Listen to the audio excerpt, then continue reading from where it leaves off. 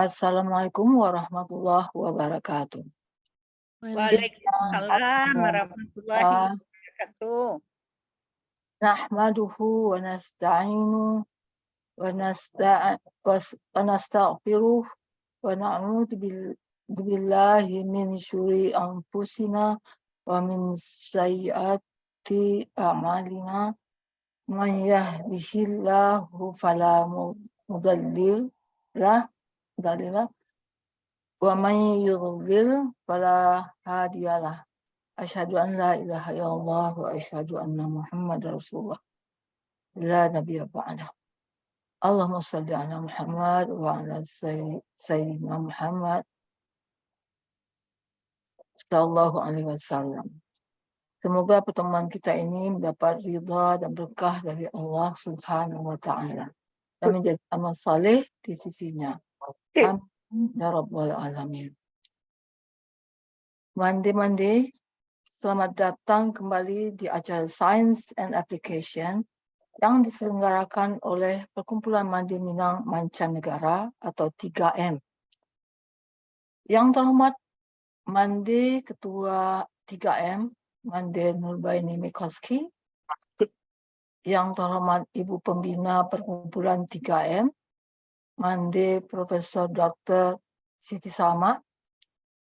Yang kita muliakan narasumber Ibu Dr. Erlina Burhan, MSc. Yang kami hormati juga Bapak Pembahas Dr. Andani Eka Putra, MSc. Yang saya sayangi tentu saja Mandi Minang Mancanegara. Dan selanjutnya pendengar radio Rumah Gadang Minangkabau di mana saja berada. Selamat malam bagi yang berada di Indonesia. Selamat pagi bagi yang berada di Amerika dan sekitarnya. Selamat sore bagi mande atau pendengar yang ada di Saudi Arabia dan sekitarnya. Dan di mana saja berada, sampai jumpa lagi di acara 3M. Semoga tetap setia mengikuti acara 3M dan mendengar radio yang kita sayangi ini. Malam ini kembali kita akan berbincang-bincang seputar Science and Application dengan topik yang yaitu tuberkulosis, peran komunitas untuk Indonesia bebas TB. Program ini dilaksanakan secara daring oleh Perkumpulan Mandi Minang Mancanegara tanggal 30 Juli 2023 dan diteruskan ke seluruh dunia oleh radio kesayangan kita, Radio Rumah Gadang Minangkabau. Dulu kita sebut dengan Radio Gebu Minang. Dengan saya Armenia di Padang akan memandu jalannya acara kita ini. Semoga berjalan tertib, aman, dan lancar. Sebelum kita lanjut ke acara yang kita tunggu, saya perlu menggambarkan sedikit tertib acara pada malam ini. Yang pertama, pembukaan oleh moderator yang sedang berlangsung. Yang kedua adalah sepatah kata dari penasehat Perkumpulan Mandi Minang Mancanegara. Yang ketiga adalah sajian topik ilmiah tuberkulosis, peran komunitas untuk Indonesia bebas TB oleh Dr. Erlina Burhan. Kemudian akan dilanjutkan dengan tanggapan dari penanggap, dalam hal ini adalah Dr. Andani Eka Putra, MSc.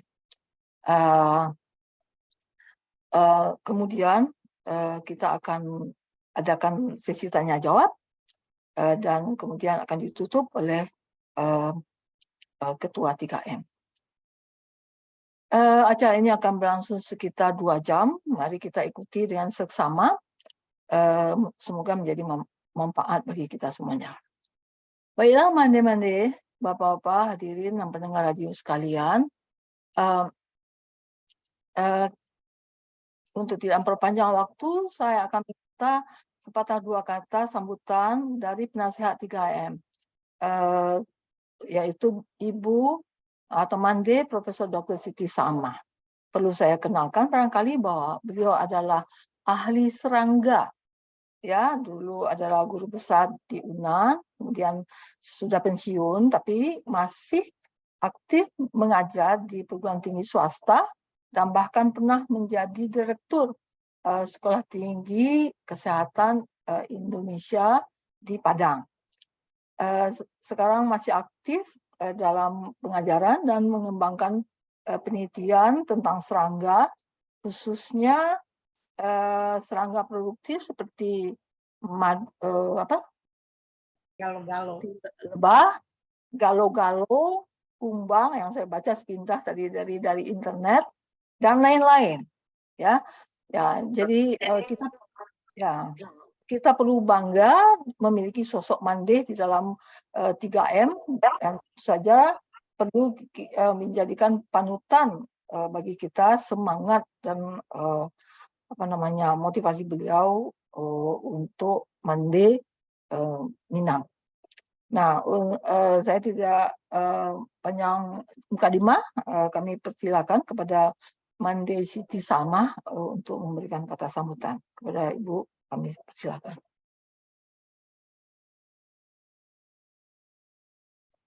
Mute, Uni mute. Unmute.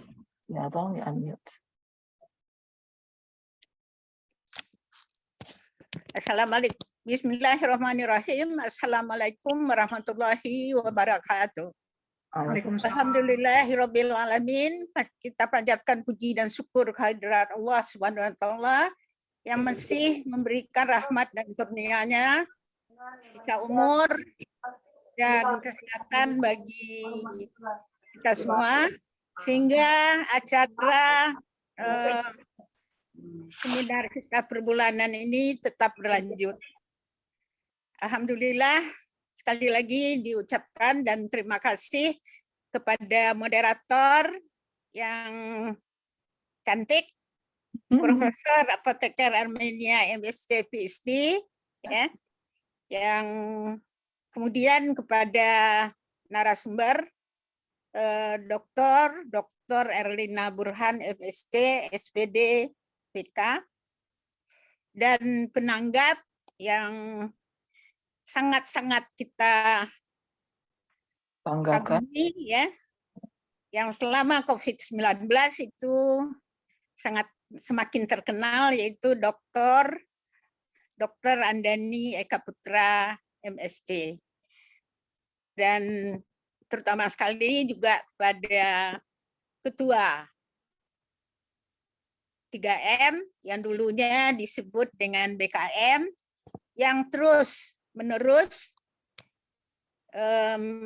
mensiasati dan melakukan semua visi, menjalankan semua visi dan misi dari 3M ini yang baru terbentuk Januari, ya, Bu, Mbak Deben? Ya, 3M itu Januari, ya, Januari 2023. Terima kasih kepada bundo-bundo semua, ya, dari 3M, walau tadi saya dengar cuma 12 orang yang hadir, ya, mungkin karena kesibukan kita semua, dan yang sangat-sangat menyemangati dan saya itu karena dari radio itu sudah lebih 200 tadi saya dengar yang hadir. Alhamdulillah, semoga apa yang kita laksanakan pada hari ini dan seterusnya bermanfaat bagi kita semua, terutama sekali untuk ranah Minang. Saya sangat berterima kasih kepada narasumber, penanggap, dan juga moderator, ya, terutama untuk narasumber dan penanggap yang sangat-sangat super saya rasa, ya, yang kita ketahui pada BKM dan 3M itu kalau mereka, ya, memberikan di luar mungkin sudah mendapatkan finansial yang begitu banyak, tapi alhamdulillah Bapak dan Ibu ini masih bersedia memberikan ceramahnya sebagai narasumber di 3M ini. Kemudian saya juga mohon maaf yang sebesar-besarnya, dalam beberapa bulan terakhir ini saya tidak begitu aktif dan sering dikatakan tidak aktif, saya selalu mengikuti. Ambo harus mengikuti dalam acara, tapi kadang-kadang tidak membuka camnya. Ini disebabkan karena memang 9 bulan terakhir ini saya sakit, ya, dan cocok sekali dengan apa yang kita akan adakan pada hari ini. Tapi saya dapat tuberkulosisnya, ada tuberkulosis kelenjar. Jadi saya harus minum obat. Ini bulan terakhir selama 9 bulan. Ya, selama 9 bulan, dan alhamdulillah ini merupakan bulan yang terakhir. Memang saya agak drop akhir-akhir ini, tetapi alhamdulillah semangat dari rekan, terutama kali juga dari mandi-mandi semua, band yang pada kedatangan terakhir ke Sumatera Barat, kita masih bisa bersilaturahmi, dan saya juga menginap di tempat mandi band di Panavillanya, ya. Kemudian saya harapkan pada kesempatan ini barangkali kita akan banyak bertukar pikiran dan memahami tentang judul yang akan kita angkat pada hari ini, pada kesempatan ini, yaitu tuberkulosis, peran komunitas untuk Indonesia bebas TB. Jadi terima kasih sekali lagi kepada narasumber, Ibu Dr. Erlina Burhan MSc, SPPK, dan penanggap Bapak Dr. Andani Eka Putra MSc, yang kebetulan itu seangkatan dengan anak saya, dan sejak dari mahasiswa beliau ini memang orangnya pintar, ya, dan anak saya sering cerita waktu dia penelitian itu juga untuk statistik dan segala macamnya itu dibantu oleh Dr. Andani, dan anak saya sekarang di Dr. Feni itu sudah spesialis penyakit dalam dan bertugas di Muaro Bungo. Jadi nanti saya ingin sekali, dan kita semua tentu berharap mendapatkan bagaimana, ya, peran komunitas untuk bebas TB atau tuberkulosis di Indonesia. Ya, saya sendiri sudah merasakan yang memang saya jadi agak drop, walaupun tuberkulosis yang saya derita itu bukan yang paru, tetapi kelenjar. Jadi tuberkulosis itu kalau kita lihat ada yang tulang, ada yang kelenjar, dan lain sebagainya. Barangkali nanti Dr. Erlina akan lebih menjelaskan lebih jelas, ya, mengenai penyakit tuberkulosis ini yang merupakan momok, ya, merupakan momok di Indonesia sejak zaman dahulunya, dan bagaimana kita tentu ingin mendengar bagaimana sekarang penanganannya dan bagaimana kita mengantisipasi mengenai tuberkulosis ini. Selamat melaksanakan seminar. Kita harapkan acaranya berjalan lancar, dan untuk acara-acara berikutnya juga demikian. Sekali lagi terima kasih kepada Mandi-Mandi, kepada bapak-bapak yang juga hadir pada seminar ini, dan tentu juga kepada ketua kita Mandi Band, ya, yang selalu berinisiatif untuk dapat mempergunakan berbagai kesempatan yang dipergunakan untuk kemajuan dan dapat dipakai di ranah Minang ini. Terima kasih. Wabillahi taufik wal hidayah. Wassalamualaikum warahmatullahi wabarakatuh. Selamat berseminar. Terima kasih juga untuk Ibu Moderator, dan silakan kita melanjutkan seminar selanjutnya. Oke. Terima kasih. Terima kasih. Assalamualaikum warahmatullahi wabarakatuh. Terima kasih Mande Siti Sama, hadirin dan pendengar radio sekalian. Mungkin belum hilang dari ingatan kita semua betapa mencekamnya kehidupan kita selama beberapa tahun dari 2020 sampai 2022 karena adanya pandemi penyakit menular COVID-19. Untuk pertama kali hampir semua kita mungkin mengalami kekosongan kegiatan komunitas dalam rangka upaya memperkecil penyebaran penyakit menular itu. Walaupun banyak hikmah yang dapat kita petik di balik kejadian itu.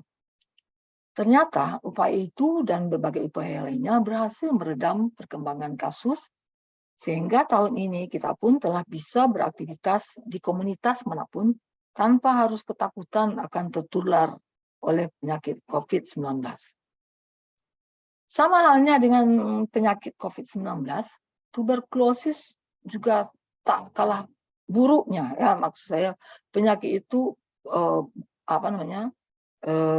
menular, ya, dan sudah dikenal sebenarnya sejak ribuan tahun yang lalu.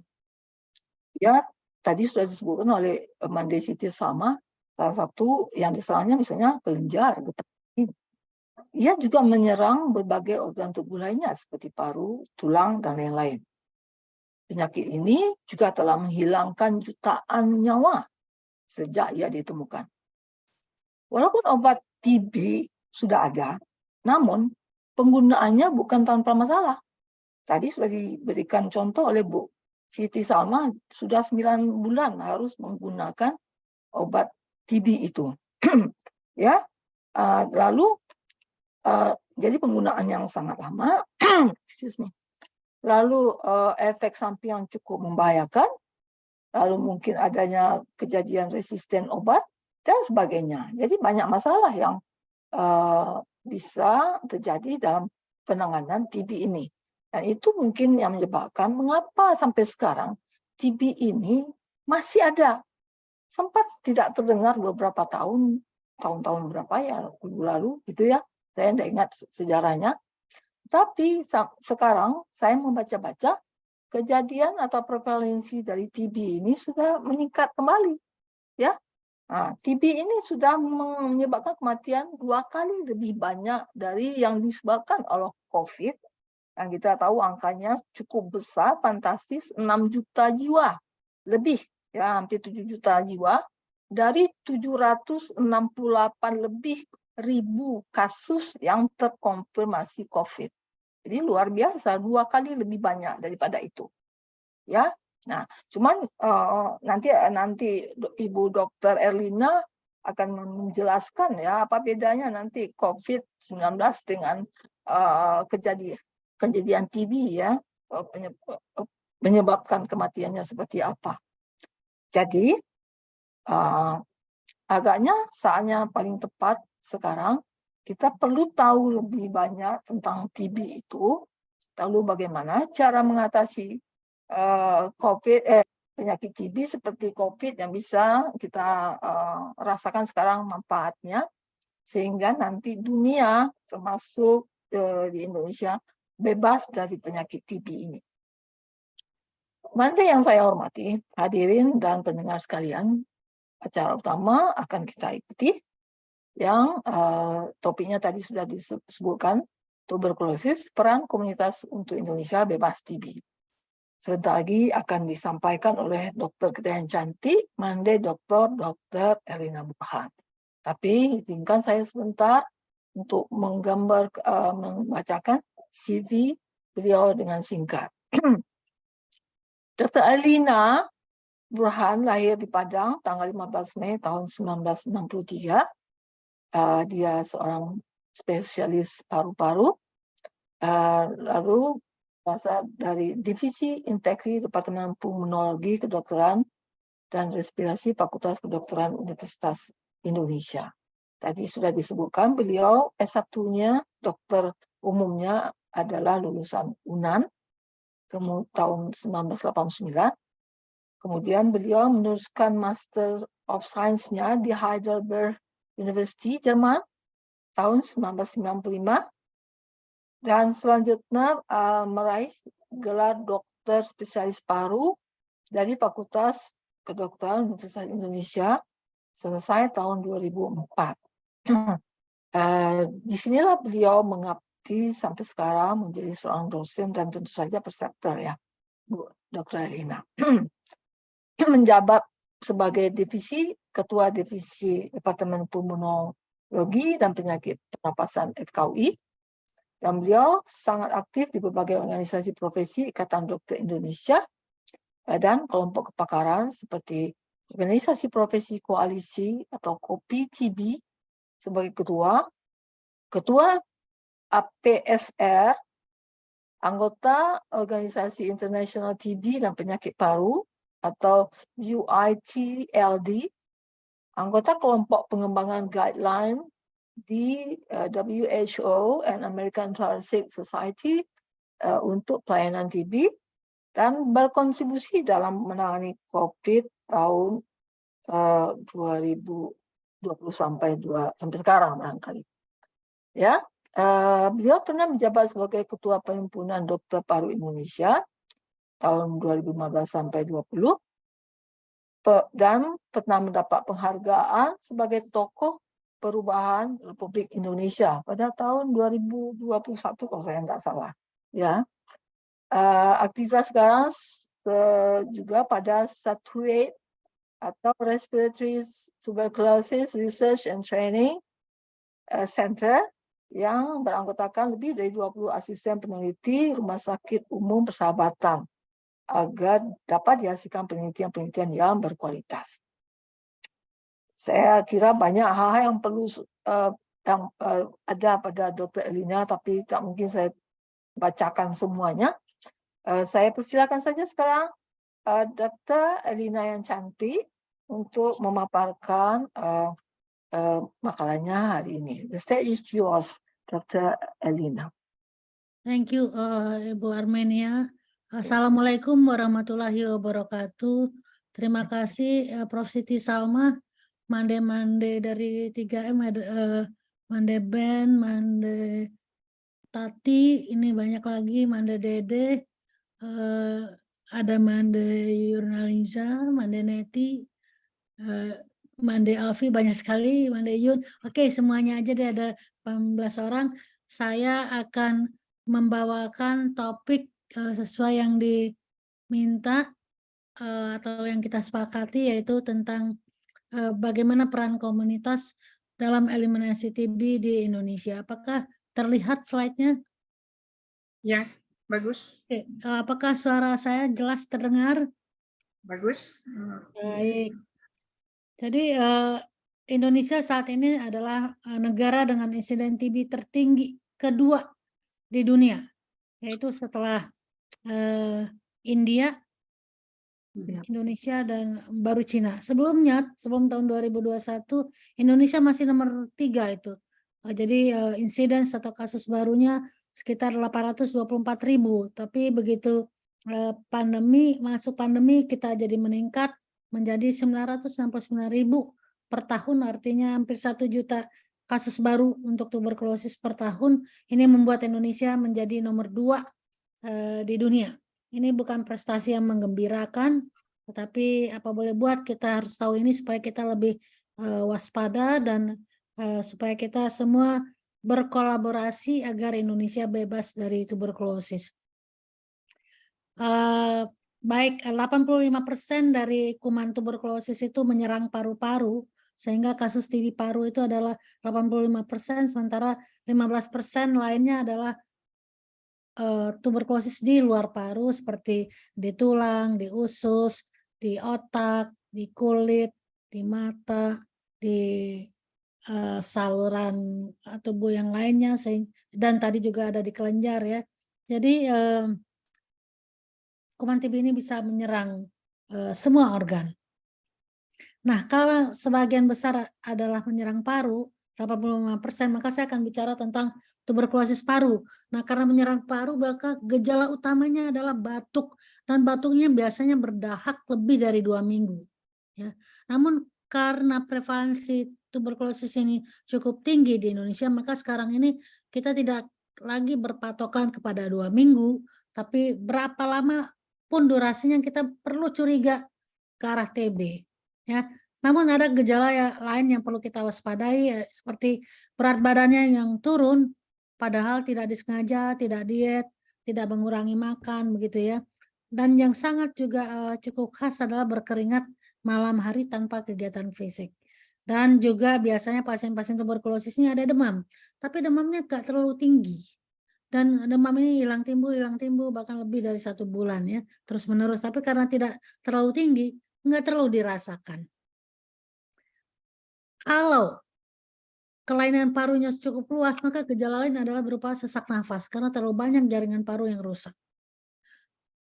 Dan kalau sudah juga mengenai selaput paru, itu akan terjadi nyeri dada. Ya, jadi kadang-kadang pasien, wah ini saya nyeri dada, mungkin sakit jantung, padahal itu sebetulnya adalah tuberkulosis yang makin luas. Dan kadang-kadang kalau pada jaringan parunya sudah terbentuk lubang-lubang dan di sekitar lubang itu ada pembuluh darah, karena batuk yang keras biasanya pembuluh darahnya pecah, maka batuknya dahak akan bercampur dengan darah. Bisa berupa bercak darah atau bahkan darah keluar yang banyak. Yang juga kita perlu tahu kenapa berat badannya turun adalah karena memang terjadi penurunan nafsu makan, lalu badannya merasa lemas, letih, lesu, lelah, letoy, lemot, ya semua L ada di situ ya. Lalu apa saja faktor risiko tuberkulosis? Tentu saja kalau kita berkontak erat dengan pasien tuberkulosis, maka orang sekitarnya akan punya risiko untuk juga tertular. Kita tahu kuman tuberkulosis ini dibatukkan keluar ke udara bebas dan kemudian terhirup oleh orang lain. Jadi faktor risikonya adalah yang berkontak erat dengan pasien tuberkulosis, dan juga kemudian ada malnutrisi, ada kekurangan gizi, apalagi kalau kemudian tinggal di lingkungan yang kumuh dan padat penduduk ya. Jadi karena saking padatnya, kalau ada yang satu batuk maka akan mudah menularkan satu sama lain. Dan juga kalau kondisi seseorang tersebut dalam kondisi yang sistem imunnya turun, seperti pada HIV, orang dengan diabetes mellitus, sakit gula, dan juga mungkin pasien-pasien yang kelainan ginjal yang memerlukan HD, hemodialisis atau cuci darah. Jadi semua kondisi yang membuat situasi bahwa sistem imunnya sedang turun itu akan beresiko untuk tertular tuberkulosis.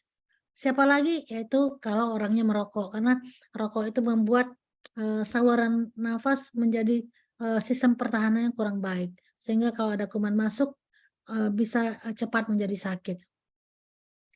Risiko lainnya adalah tenaga medis ya. Jadi kami para dokter dan juga perawat, tenaga medis lainnya itu sangat berisiko untuk tertular dari pasien. Dan juga anak-anak usia muda, bayi ya, anak-anak di bawah 5 tahun dan dewasa yang mobilitasnya tinggi. Jenis pemeriksaan apa yang kita lakukan? Biasanya yang diperiksa adalah dahak, dan pemeriksaannya itu banyak jenisnya. Nanti Dr. Andani akan menjelaskan, tapi yang dulu dilihat dengan mikroskop, sekarang sudah ada alat yang canggih namanya GeneXpert, yaitu tes cepat molekuler ya. Kemudian ada juga di culture atau di biak, dan beberapa pemeriksaan yang sifatnya PCR. Nah, jadi penyakit TB ini sangat serius ya untuk Indonesia, kematiannya lumayan banyak. Tadi Bu Armaini moderator mengatakan bahwa kematiannya lebih banyak dari COVID, itu betul. Ya, Indonesia itu untuk 1 tahunnya sekitar 144.000 kematian per tahun. Jadi kalau kita hitung setiap 1 jam ada 16 orang di Indonesia meninggal karena tuberkulosis. Ini angka yang tidak main-main.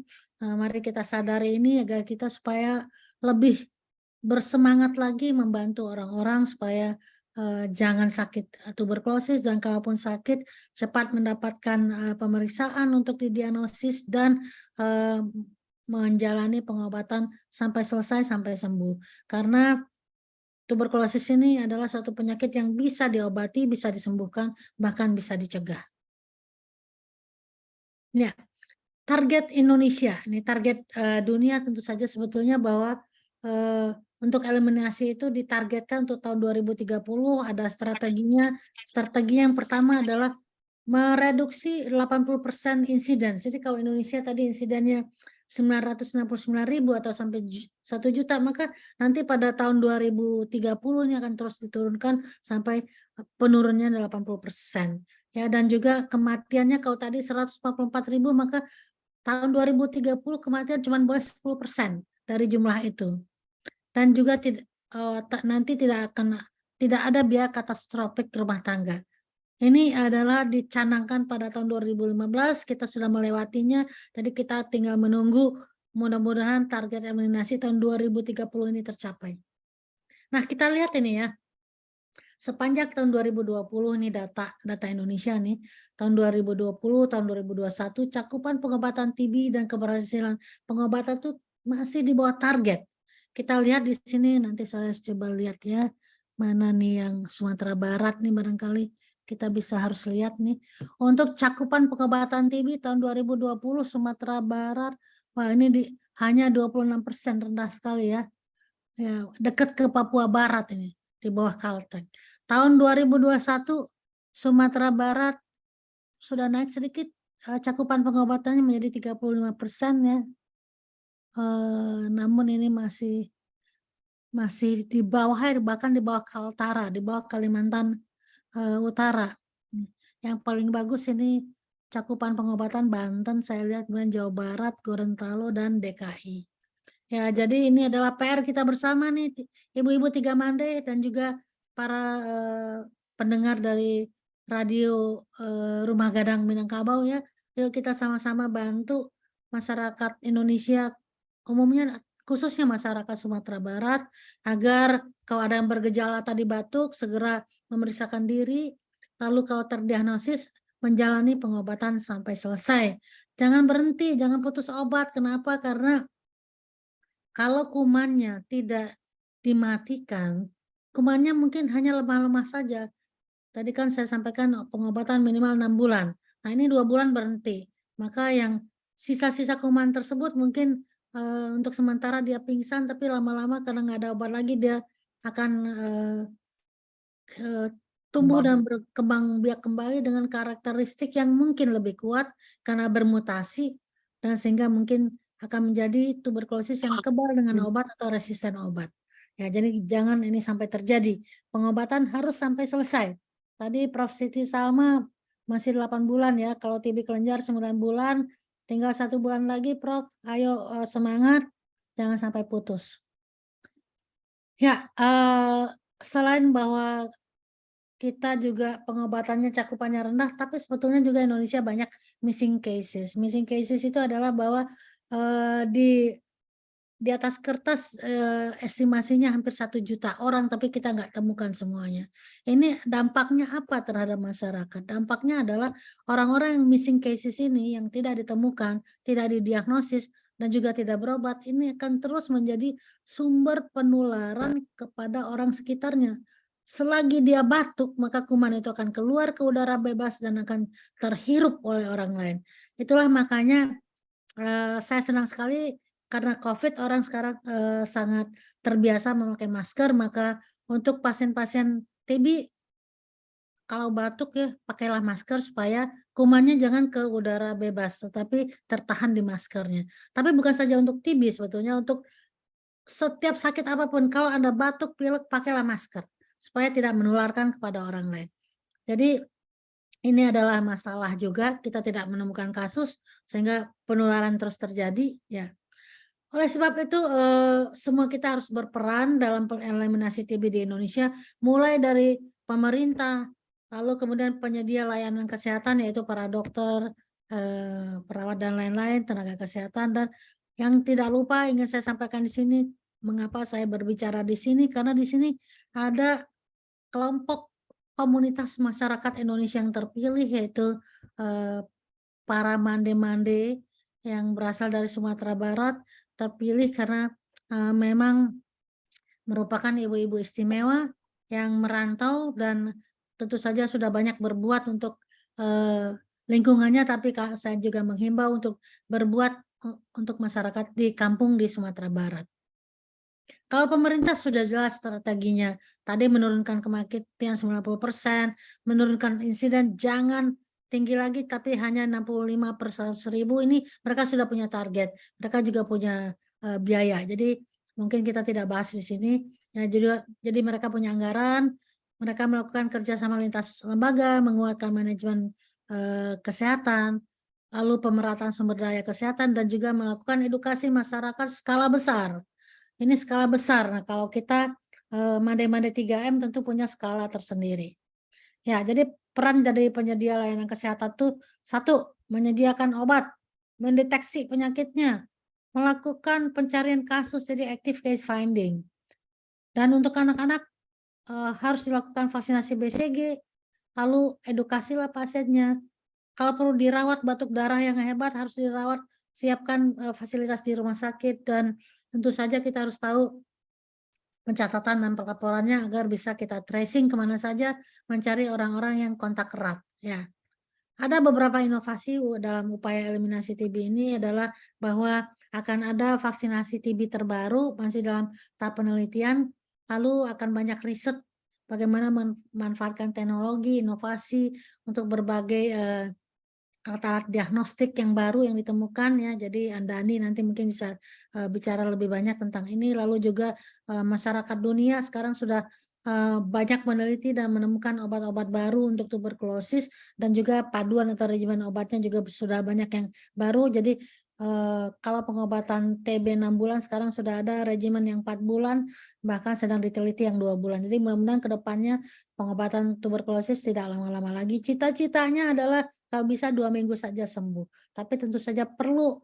ditemukan obat baru yang sangat poten, dan juga dengan paduan atau regimen yang lebih kuat lagi sehingga 2 minggu saja akan bisa sembuh. Tapi ini masih visi seluruh dunia. Saat ini yang terpendek baru 2 bulan. Nah, jadi komunitas saya ingin sampaikan kembali perannya tidak kalah penting. Ya, kita tahu bahwa TB itu menjadi stigma buruk di masyarakat, sehingga kadang-kadang karena orang takut dengan stigma, dikucilkan segala macam, kalau batuk-batuk disembunyikan. Kalau ada gejala sembunyi, nggak mau periksa. Kenapa? Takut ketahuan batuk. Kenapa? Kalau takut ketahuan tuberkulosis. Mengapa takut ketahuan tuberkulosis? Nanti dikucilkan. Bahkan piring gelasnya dipisahin, padahal nggak penting, ya nggak perlu seperti itu. Lalu kemudian kadang-kadang kalau lagi sekolah nggak boleh sekolah, atau lagi kerja dipecat. Nah, ini juga stigma yang merugikan sehingga orang tidak mau ketahuan kalau dia tuberkulosis. Oleh sebab itu dia menahan sendiri penyakitnya, tapi risikonya adalah dia akan menjadi lebih berat sakitnya, dan risiko untuk masyarakat menjadi sumber penularan untuk orang sekitarnya. Oleh sebab itu, yuk hilangkan stigma. Jadi salah satu yang saya himbau kepada Made 3M adalah menghilangkan stigma tuberkulosis di masyarakat, supaya orang mau memeriksakan diri, dan kalau terdiagnosis rajin minum obat dan pengen sembuh. Ya, karena kalau stigma ini tidak diberantas, ini akan meningkatkan kasus TB, penularan terus terjadi, dan orang nggak selesai minum obat sehingga menjadi TB-RO. RO singkatan dari resisten obat, ya, TB yang kebal dengan obat, sehingga ujung-ujungnya adalah meningkatkan kematian.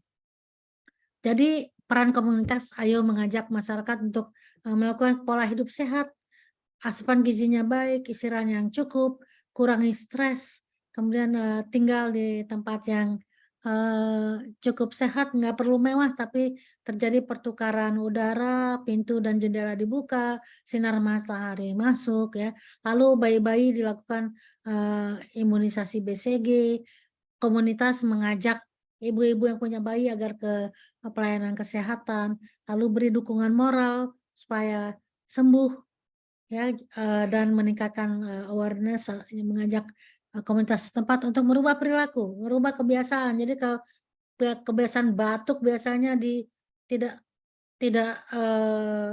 menutup mulutnya, jadi sekarang tutuplah mulut, dan kalau perlu, kalau memang lagi sakit batuk pilek, ya pakai masker saja, itu lebih aman untuk semua orang.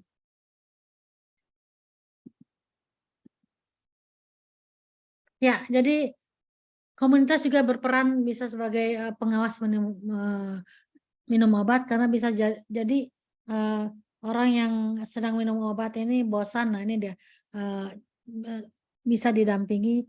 Lalu juga pengawas terhadap orang bergejala. Jadi kalau ada bergejala tadi, batuk, sesak, batuk darah, demam, penurunan berat badan, ada keringat malam, nafsu makan turun, berat badan turun, itu kira-kira adalah gejala tuberkulosis. Yuk diajak mereka untuk memeriksakan diri. Lalu kalau memang sudah ada yang terdiagnosis, orang-orang sekitarnya juga di tracing untuk diperiksa juga. Ya, lalu libatkan kader masyarakat, kader di posyandu, ya, dan juga organisasi-organisasi lainnya, organisasi agama, organisasi suku. Nah, organisasi 3M ini adalah termasuk organisasi suku ya. Jadi ya dimanfaatkan untuk edukasi, mencegah stigma dan lain-lain. Ini salah satu contoh dari organisasi di Indonesia, NGO namanya Stop TB Partnership Indonesia. Ini melakukan banyak hal. Ini dulu ketuanya adalah almarhum Dr. Insinyur Arifin Panegoro. Beliau sudah almarhum tahun lalu. Nah, beliau punya legacy yaitu Stop TB Partnership Indonesia. Ini banyak kegiatannya, diantaranya secara tingkat nasional, kampanye ya, mengadvokasi komunitas, lalu menyebarkan pesan-pesan tentang tuberkulosis. Di internasional mendukung penyelenggaraan high level meeting di UN ya, di PBB di New York. Kemudian dampaknya kita lihat bahwa mereka punya banyak kader sekarang, kampanyenya juga sudah punya modulnya, dan ini tentu saja harus disebarluaskan seluruh Indonesia ya, supaya orang tidak malu lagi mengaku TB, obat sampai selesai dan teratur. Ini saya kasih contoh di beberapa negara. Ini ada di Republik Kongo, mereka juga bergerak ya, masyarakat ini membantu melaporkan kasus ya, kemudian juga membantu pemerintahnya. Demikian juga di Ethiopia, mereka punya gerakan Save the Children, yaitu memasukkan TB ke dalam pelayanan, dan hasilnya kita lihat bahwa banyak sekali kemudian pasien TB yang ditemukan, diobati dan sembuh. Ya, jadi peran komunitas itu menjadi pengawas minum obat ya, membuat peer support, penyaluran bantuan kepada penderita, menyediakan bantuan transportasi untuk berobat ke puskesmas atau ke dokter. Ya, ini di Cina contohnya mereka punya satu sistem yang diadopsi dari WHO ya, yaitu Infectious and Endemic Disease Control. Mereka itu sangat ketat, patuh ya, sehingga kemudian mereka bisa menemukan 95% kasus baru dan diobati sampai sembuh. Jadi ini luar biasa Cina, makanya kemudian mereka sekarang bukan nomor 2 lagi, menjadi nomor 3, sementara Indonesia menjadi nomor 3, karena di Cina ini mereka patuh dengan pemerintahnya. Nah, lesson learn dari Indonesia bahwa sebetulnya kita juga punya sistem kader ya, melakukan pelatihan-pelatihan kader di masyarakat. Artinya kalau lagi banyak kemudian lupa lagi, akhirnya dibentuk lagi, kadernya juga pindah, kadernya kemudian tidak aktif dan lain sebagainya. Di India juga mereka punya TB Warrior ya, jadi TB Warrior ini adalah orang-orang yang melakukan home visit ke rumah-rumah ya, untuk mengetahui apakah ada yang batuk. Kalau batuk diantarkan diperiksa, lalu kalau ada pasien TB juga kemudian dipastikan minum obat sampai selesai. Nah, Indonesia juga ada lesson learn-nya. Ini saya ingin katakan bahwa komunitas ini ada tadi seperti Stop TB Partnership ya, bahwa komunitas itu dilibatkan. Juga ada sekarang organisasi penyintas, yaitu pasien-pasien TB, mereka membentuk organisasi untuk membantu edukasi, mendampingi pasien-pasien, dan juga kemudian memberikan edukasi, baik edukasi langsung maupun dengan modul-modul yang bisa bahkan melalui virtual. Ya, ini saya memperkirakan kira-kira peran Mande 3M yang bisa dilakukan dalam eliminasi TB di Indonesia. Yang pertama mungkin program edukasi ke masyarakat. Ya, ini salah satu nih kegiatan ini adalah kegiatan seminar ini adalah satu peran edukasi. Saya tadi mendapat berita ada 200 orang yang mendengarkan di radio Minangkabau, Rumah Gadang Minangkabau, alhamdulillah. Dan mudah-mudahan juga nanti kan ini slide-nya saya serahkan ke Mande Ben, jadi mungkin bisa juga ibu-ibu pakai untuk edukasi ya. Lalu juga kalau perlu kan saya tahu ini banyak orang-orang terkenal di kelompok 3M nih, ayo fasilitasi kerjasama lintas lembaga, lalu bentuklah kelompok-kelompok di kampung, mungkin namanya pendamping sana awak. Nah, jadi kalau ada sana awak yang sakit TB, yuk kita dampingi supaya sampai sembuh. Lalu kalau memang memungkinkan ada penggalangan dana untuk yang tidak bekerja karena sakit, atau memang mungkin karena banyak yang sakit di rumah, tidak bisa bekerja, ya kita bantu mungkin mengirimkan makanan atau mengirimkan uang untuk bisa masak dan lain sebagainya, dan memberikan motivasi untuk sembuh bisa melalui leaflet. Jadi Mande 3M bikin leaflet ya, dan juga edukasi masyarakat skala besar. Ini yang saya kira bisa tawarkan, pikirkan, tapi saya yakin Mande punya ide yang lebih banyak lagi ya. Oke, baik. Jadi saya ingin menyampaikan kita harus terus berinovasi, banyak melakukan kegiatan-kegiatan yang mungkin pemerintah tidak lakukan, karena yang pemerintah lakukan banyak business as usual, dan kalau kita masih business as usual, tidak ada inovasi, tidak ada intervensi, maka mungkin agak sulit bagi kita untuk mencapai target eliminasi TB pada tahun 2030. Saya kira demikian, terima kasih. Assalamualaikum warahmatullahi wabarakatuh. Saya kembalikan ke moderator. Terima kasih Dr. Wirna, luar biasa. Mari kita berikan aplaus. Iya, virtual tak terdengar oleh semua orang. Nggak apa-apa. Oke. Mande hadirin dan pendengar radio yang saya muliakan. Selanjutnya kita akan meminta tanggapan dari Bapak Dr. Andani Eka Putra tentang paparan yang telah disampaikan oleh Ibu Dr. Elina Burhan tadi. Jadi sebelumnya izinkan saya membacakan terlebih dahulu CV singkat dari Dr. Andani. Dr. Andani Eka Putra lahir di Tarusan tanggal 15 Agustus 1972, masih muda ya. Beliau masih muda. 50 masih muda, Prof. Alhamdulillah. Oh, masih muda. Lalu ya, beliau dokter umumnya dari Universitas Andalas, FK Unan, kemudian melanjutkan program S2-nya di bidang biologi molekuler dan imunologi di Universitas Gadjah Mada. Yang selanjutnya diteruskan menjadi dokter di universitas yang sama pada tahun 2015 tamatnya.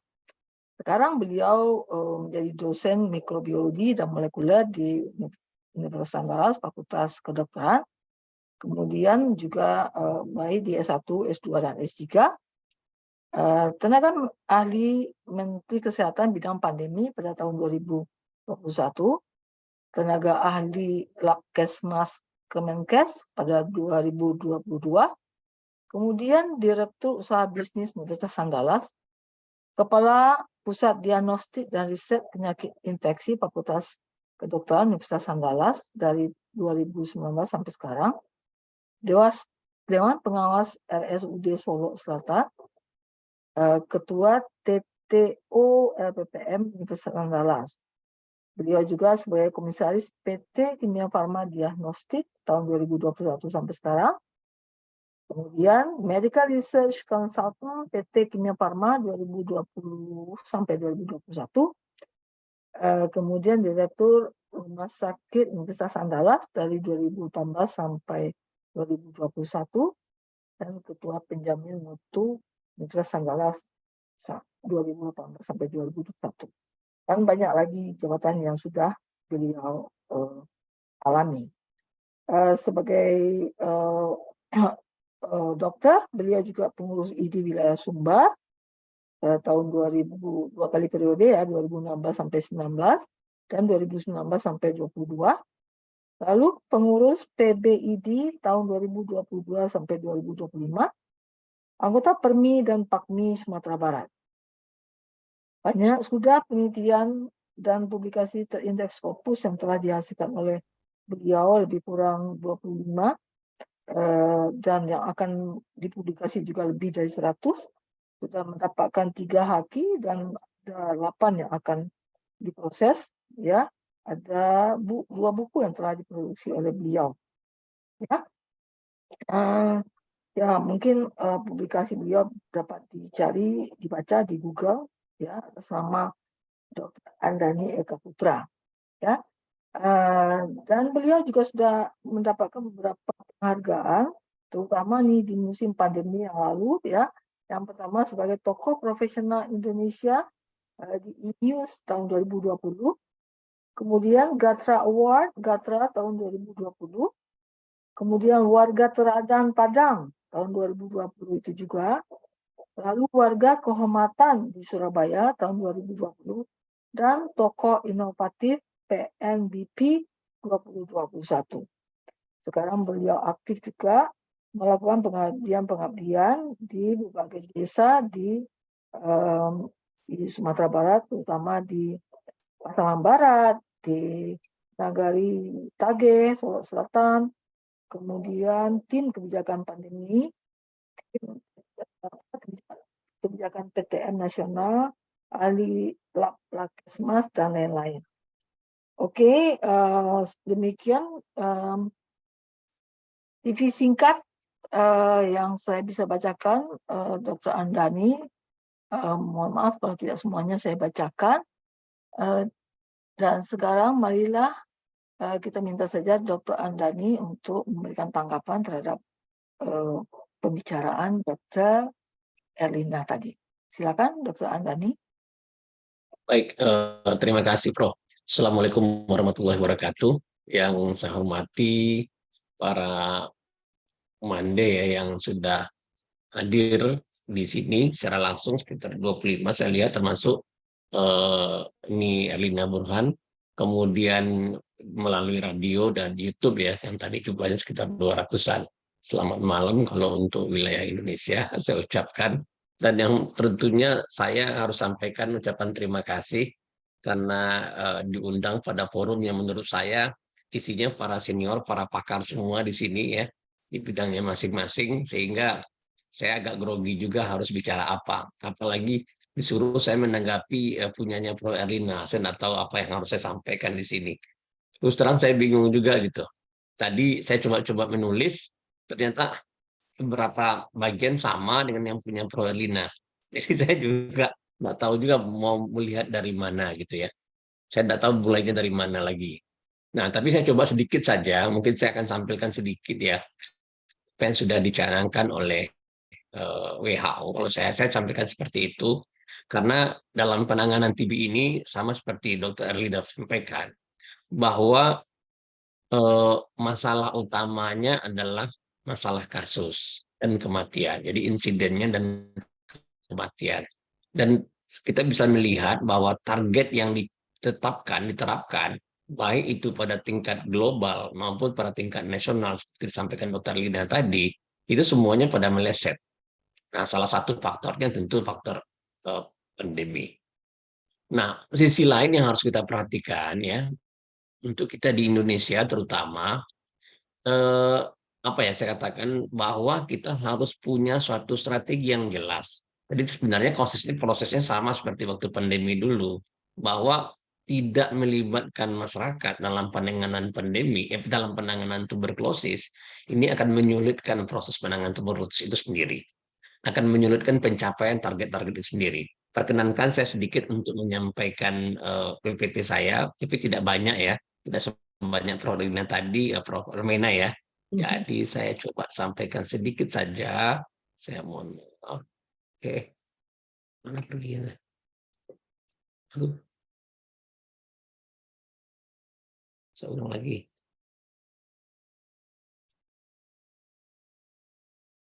Sebentar.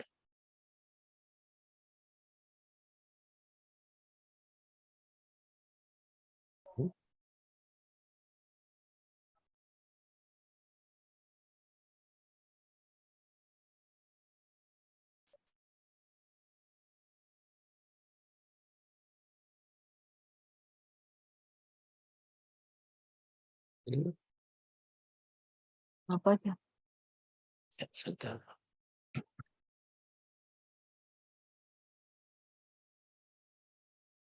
Ya, tidak Prof ya. Jadi kira-kira saya ingin sampaikan sedikit ya dalam konsep penanganan tuberkulosis. Saya ingin mengatakan bahwa WHO itu menyusun penanganan tuberkulosis itu atas tiga pilar ya. Jadi kalau kita lihat ada 3 pilar, yaitu bagaimana penanganan pasien yang terintegrasi, ya, kemudian bagaimana sistem yang suportif ya dan kebijakan yang berkorelasi dan riset. Nah, kalau kita perhatikan, saya hanya fokus karena tadi sudah banyak dijelaskan oleh Dr. Elina, yang menurut saya sudah merupakan expert ya. Kalau saya bilang udah profesornya untuk tuberkulosis di Indonesia. Nah, kalau menurut saya ya, dan jadi saya tidak banyak akan bahas, cuma saya singgung sedikit saja bahwa salah satu kebijakan yang ditampilkan oleh WHO itu adalah bagaimana saat kita membangun suatu sistem pendukung dan sistem yang mengatur mengenai kebijakan terhadap tuberkulosis itu sendiri. Jadi dalam hal ini kita harus melihat pada posisi bagaimana pelibatan komunitas, bagaimana pelibatan civil society-nya, organisasi-organisasi, termasuk organisasi MANDE. Ya, jadi kalau saya menganggap MANDE ini adalah suatu civil society ya, dari perantau-perantau Minang ditambah dengan orang-orang yang ada di Sumatera Barat sendiri maupun perantau-perantau yang ibu-ibunya. Kalau MANDE kan ibu-ibunya. Nah, saya ingin pertanyaan besar kita adalah apa yang bisa kita lakukan? Jadi kalau kita melihat 3 pilar tadi, pada pilar kedua, kita harus meningkatkan pelibatan tersebut. Belajar dari kasus pandemi ya, saya belajar dari kasus pandemi, kita bisa melihat sendiri kalau masyarakat itu tidak dilibatkan dengan baik, ya, pandemi itu ada istilahnya pentahelik dan sebagainya. Kalau itu tidak dilibatkan dengan baik, maka hasilnya tidak akan optimal. Seperti kasus-kasus stigma, ya, orang yang tuberkulosis itu harus diasingkan, tuberkulosis itu makannya harus dipisahkan, piringnya harus dipisahkan seperti kata Dr. Erlina tadi. Nah, ini harus kita cegah. Bagaimana kita mengawasi pola makannya dan sebagainya.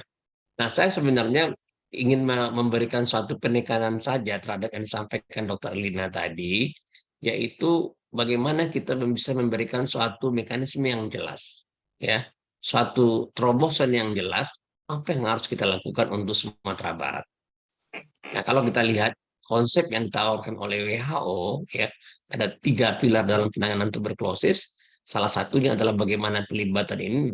Tanyanya muncul di sini, langkah strategi apa yang harus kita lakukan sehingga organisasi MANDE ini bisa berperan, bisa memberikan kontribusinya dalam penanganan TB khususnya di Sumatera Barat. Itu yang kita harapkan. Jadi kalau saya katakan ya, dalam satu konsep penanganan itu sebenarnya memang kita punya apa yang dinamakan dengan sistem, kita memiliki suatu sistem evaluasi, ya, kita memiliki suatu action, suatu mekanisme kerja, tetapi dari semua konteks tadi, ya, kalau tidak ada komitmen tidak akan pernah selesai. Nah, di bangsa kita, di tempat kita, masalah itu selalu ada. Masalah komitmen itu selalu menjadi masalah. Jadi kalau saya katakan komitmen selalu menjadi masalah. Kita tahu mekanisme action, kita tahu sistem evaluasi, kita tahu sistem planning, tetapi pada waktu kita bicara komitmen yang menjamin kontinuitas daripada proses pelibatan civil society itu terhadap masalah tuberkulosis ini menjadi masalah. Konsistensi, ya, komitmen ini menjadi masalah, selalu menjadi masalah. Nah, di waktu saya pernah di Salatiga ya, melihat bagaimana penanganan tuberkulosis di sana. Pada waktu ada bantuan, itu penemuan kasusnya menjadi sangat bagus. Tetapi pada waktu dana bantuannya hilang, penemuan kasusnya juga hilang. Nah, ini kan jadi masalah. Kemudian juga pelatihan kader-kader untuk tuberkulosis misalnya. Itu akan optimal, akan bagus sekali sepanjang dukungan finansialnya bagus. Tetapi begitu dukungan finansialnya tidak bagus, maka penanganan itu juga berkurang.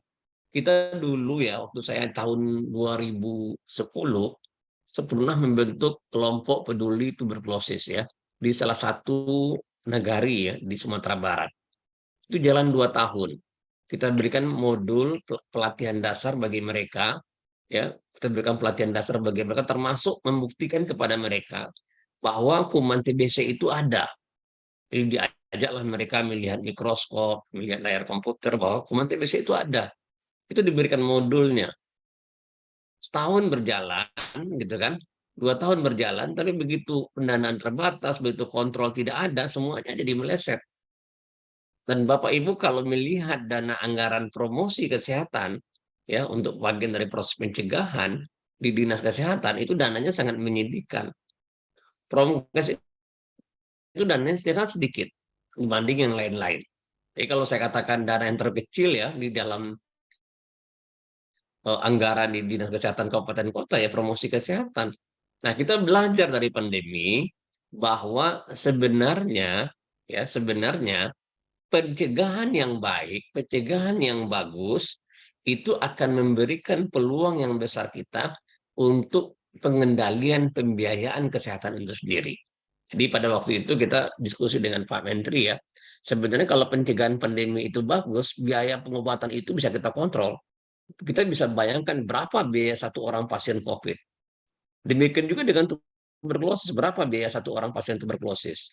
Satu hal yang harus kita ingat ya, bahwa kasus tuberkulosis itu lebih banyak terjadi pada kelompok sosioekonomi rendah, lebih banyak. Yang jelas-jelas makin memperburuk ekonomi mereka. Jadi saya hanya menampilkan ini sebenarnya memperlihatkan kepada Bapak Ibu semua, pada Mande semua, bagaimana caranya kita mencari suatu solusi strategi ya yang bersifat berkelanjutan. Jadi komitmennya kuat, konsistensinya ada, kontinuitasnya ada. Nah, itu yang harus kita, jadi pertemuan pada malam ini harusnya memberikan suatu solusi yang tegas bahwa Mande mau berkontribusi untuk pengendalian TB di Sumatera Barat. Nah, itu hal yang menarik. Sebenarnya kalau Ibu Kadinkes kita undang, hasilnya tentu akan lebih bagus sebenarnya. Tapi saya lihat Ibu enggak ada hari ini ya, pada hari ini ya. Tapi tidak apa-apa, ini sebagai langkah awal kita sebenarnya. Jadi kalau tadi Dr. Dina menampilkan data-data di Sumatera Barat dan sebagainya, kita bisa melihat daerah-daerah pinggiran, kalau saya dulu di penelitian ya, di Pariaman, di pesisir selatan bagian ujung, itu kasus tuberkulosisnya masih cukup banyak. Tapi seringkali ya masyarakat itu tidak mau berobat. Memang sistem kontrol tuberkulosis itu sudah mulai bagus. Sebelum pandemi kontrol tuberkulosis itu sudah bagus. Pom-pom pemeriksaan TB itu sudah rapi sebenarnya di puskesmas. Tetapi ya, ada lagi tapinya. Tetapi kita masih punya keterbatasan-keterbatasan dalam mengembangkan suatu diagnostik yang masif ya. Kalau saya katakan, diagnostik yang masif. Memang kita memeriksa berdasarkan adanya bakteri tahan asam, itu yang banyak terjadi di lapangan, yang banyak dilakukan orang. Itu pemeriksaannya lebih murah ya, cuma seringkali hasilnya negatif. Kenapa negatif hasilnya? Karena petugas kita tidak punya, banyak petugas kita komitmennya belum optimal. Jadi beberapa kali kita datang ke lokasi, sampel ditumpuk sampai 5 hari, 6 hari baru diperiksa. 3 hari baru diperiksa. Nah, itu jadi masalah gitu. Kemudian juga melihat BTA itu kalau positif 1 itu kan enggak hati-hati kita melihat mikroskopnya. Nah, ini karena malas ya udahlah, kali ini enggak ketemu negatif gitu. Itu fenomena yang kita lihat gitu. Nah, kita harus mengembangkan metode-metode yang lebih simpel, lebih sederhana, yang biayanya juga murah. Nah, salah satunya adalah polimerase chain reaction atau ini ampli perbanyakan daripada diidentifikasi daripada DNA M tuberkulosis. Nah, kita sudah mengembangkan juga hal seperti itu yang harganya murah sehingga bisa dipakai sampai ke puskesmas. Tapi itu bagian ya, kalau saya katakan itu adalah suatu proses. Tapi karena konteks kita malam ini kita bicara bagaimana civil society-nya terlibat, nah, maka kita akan lebih banyak bicara seperti itu. Jadi tadi Dr. Elina juga menyampaikan bagaimana strategi yang dilakukan di berbagai negara di dunia. Sekali lagi saya katakan, apapun metodenya, semuanya mungkin bagus. Tapi kalau tidak ada konsistensi, ya tidak ada konsistensi, tidak ada jaminan kontinuitasnya, sustainability-nya, maka semuanya tidak ada nilainya. Jadi kita sudah coba ya membuat grup-grup atau kelompok-kelompok pengendalian TB di daerah-daerah, memberikan masukan di situ. Tapi kalau tidak ada berlanjutnya dukungan, nah, jadi kan lihat jadi polisi dan suportif sistemnya. Kalau tidak ada kebijakan di daerah itu yang didukung dengan suatu upaya dari lingkungan masyarakat itu sendiri, maka hasilnya tidak akan optimal. Kalau kita di Sumatera Barat mungkin pelibatan tokoh ulama, adat ya, itu menjadi penting. Kita pernah bikin dulu kalau di posisi itu namanya rabab. Jadi kita bikin rabab posisi dengan topik tuberkulosis. Saya masih ingat ya, saya bikin video seperti itu. Saya tidak ingat di mana letak videonya lagi, saya cari-cari nggak ketemu. Oh, saya tampilkan sebentar di sini, tapi tidak ada. Itu pernah bikin seperti itu. Itu adalah salah satu bagian strategi kita untuk membentukkan gambar posisi pakai biola. Kalau di kampung saya pakai biola gitu. Biolanya kayak orang apa, tapi topiknya mengenai TBC. Nah, ini yang harus kita lakukan. Nah, ujung dari ini semua, ya komitmen ini semua ada dua. Pertama adalah dana. Kita punya dana nak menggerakkan orang-orang tersebut. Mungkin tidak perlu besar ya, mande-mande yang terhormat ya, tidak perlu besar. Tapi bagaimana caranya itu ada. Ya. Yang kedua adalah dorongan politik untuk calon bupati atau wali kota atau pemerintah daerah. Itu yang penting, dua hal itu yang penting menurut saya. Kalau itu bisa kita lakukan, ya semua, maka kalau kita mau mengembangkan civil society terkait dengan masalah ini, membentuk bermacam-macam kelompok di negara, saya rasa itu akan sangat bagus sekali. Ya, jadi polisi itu harus jelas, polisi oleh kabupaten kota, kebijakan oleh kabupaten kota, kemudian yang dilaksanakan oleh semua kelompok, termasuk perguruan tinggi, ini menjadi penting. Saya bilang KKN misalnya ya, kalau KKN itu selama 1 bulan itu mampu memberikan edukasi mengenai tuberkulosis pada daerah-daerah kantong tuberkulosis di Sumatera Barat, hasilnya luar biasa. Tapi sampai di mana KKN itu bisa melakukan seperti itu? Pernah nggak kita lakukan evaluasi capaian-capaian itu? Tidak konsisten, kalau saya bilang tidak konsisten. Ya, tidak konsisten. Ini belum lagi masalah angka, masalah data. Apakah data kita itu benar atau tidak, ini jadi masalah. Anda saya ingin lapor sedikit aja, data stunting saja berbeda-beda tuh antara laporan-laporan yang ada. Timpang. Satu data mengatakan misalnya Kabupaten Solo angka stuntingnya terbesar di Sumatera Barat 40%. Bupati kaget kan, kok 40%? Besoknya keluar lagi datanya, Kabupaten Solo 25%. Nah, bayangkan tuh. Belum lagi data saya bilang. Jadi ini masalah kita. Nah sekarang ya pemerintah mencoba merapikan sistem data ini secara digital ya sama seperti COVID sehingga prosesnya akan menjadi lebih bagus. Nah sekali lagi kita kembali ke cerita awal tadi, apa yang harus kita lakukan? Nah saya melihat seperti itu ya. Jadi saya cuma memberikan penambahan saja terhadap yang disampaikan oleh Dr. Linda karena menurut saya apa yang disampaikan tadi secara data-data itu sudah oke semua, nggak ada yang masalah. Ya kalau saya melihat itu aja sih sebenarnya. Nah, kemudian kalau kita perhatikan ya, kalau kita perhatian kenapa keterlibatan multisektoral ini menjadi penting Bapak Ibu ya Pak Mande-Mande ya dalam penanganan penanganan tuberkulosis ini kalau kita lihat dari SDGs-nya. Jadi SDGs 1, tujuan 1, tujuan 7, 11, 2, 4, 8, 10. Kita bisa melihat ini adalah hal-hal yang berkaitan dengan perkembangan tuberkulosis. Nah, pertanyaannya adalah bagaimana kita mengatasi itu. Ya, di sini kita harus berpikir gitu bahwa kemiskinan nomor 1 ya itu sangat berkaitan dengan lingkungan yang jelek dan sebagainya. Ya, sangat berkaitan sekali. Dan ini berhubungan dengan bagaimana konsekuensinya ventilasi yang juga jelek dan sebagainya juga jelek sehingga resiko terpapar itu menjadi semakin tinggi.